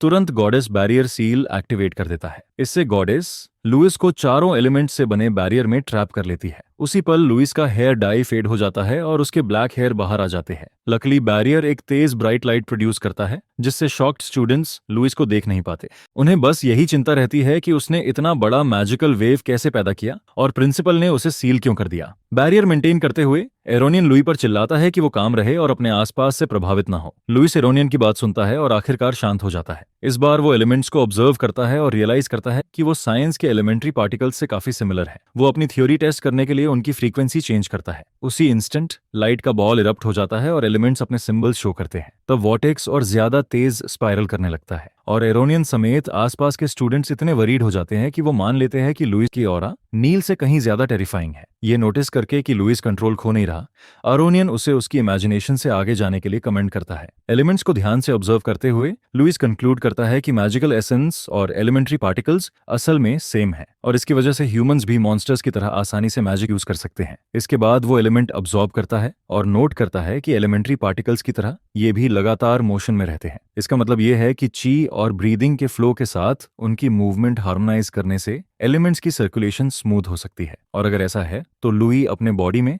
मैजिक क्रिस्टल क्रिएट कर सकता है और चियोंग टेक्निक्स की तरह मैजिक यूज कर सकता है। लुई पूरी तरह कॉन्सेंट्रेट करता है और उसकी आंख में क्रिस्टल का शेप बनने लगता है। तुरंत उसके चारों तरफ आइस क्रिस्टल्स ग्रो करने लगते हैं और उसे हाउस करने वाला बैरियर टुकड़ों में टूट जाता है। अरोनियन लुइस वीस की एबिलिटी देखकर स्टन्ड रह जाता है और स्माइल करता है जब वो लुइस को विंड मैजिक मैनिपुलेट करके हवा में उड़ते हुए देखता है। बाकी स्टूडेंट्स ये सीन देखकर अपनी जान बचाने के लिए भागने लगते हैं और मदद के लिए चिल्लाते हैं, क्योंकि आइस क्रिस्टल्स तेजी से उनके पीछे इरप्ट होते हैं और आखिरकार वो पूरी तरह फ्रीज हो जाते हैं।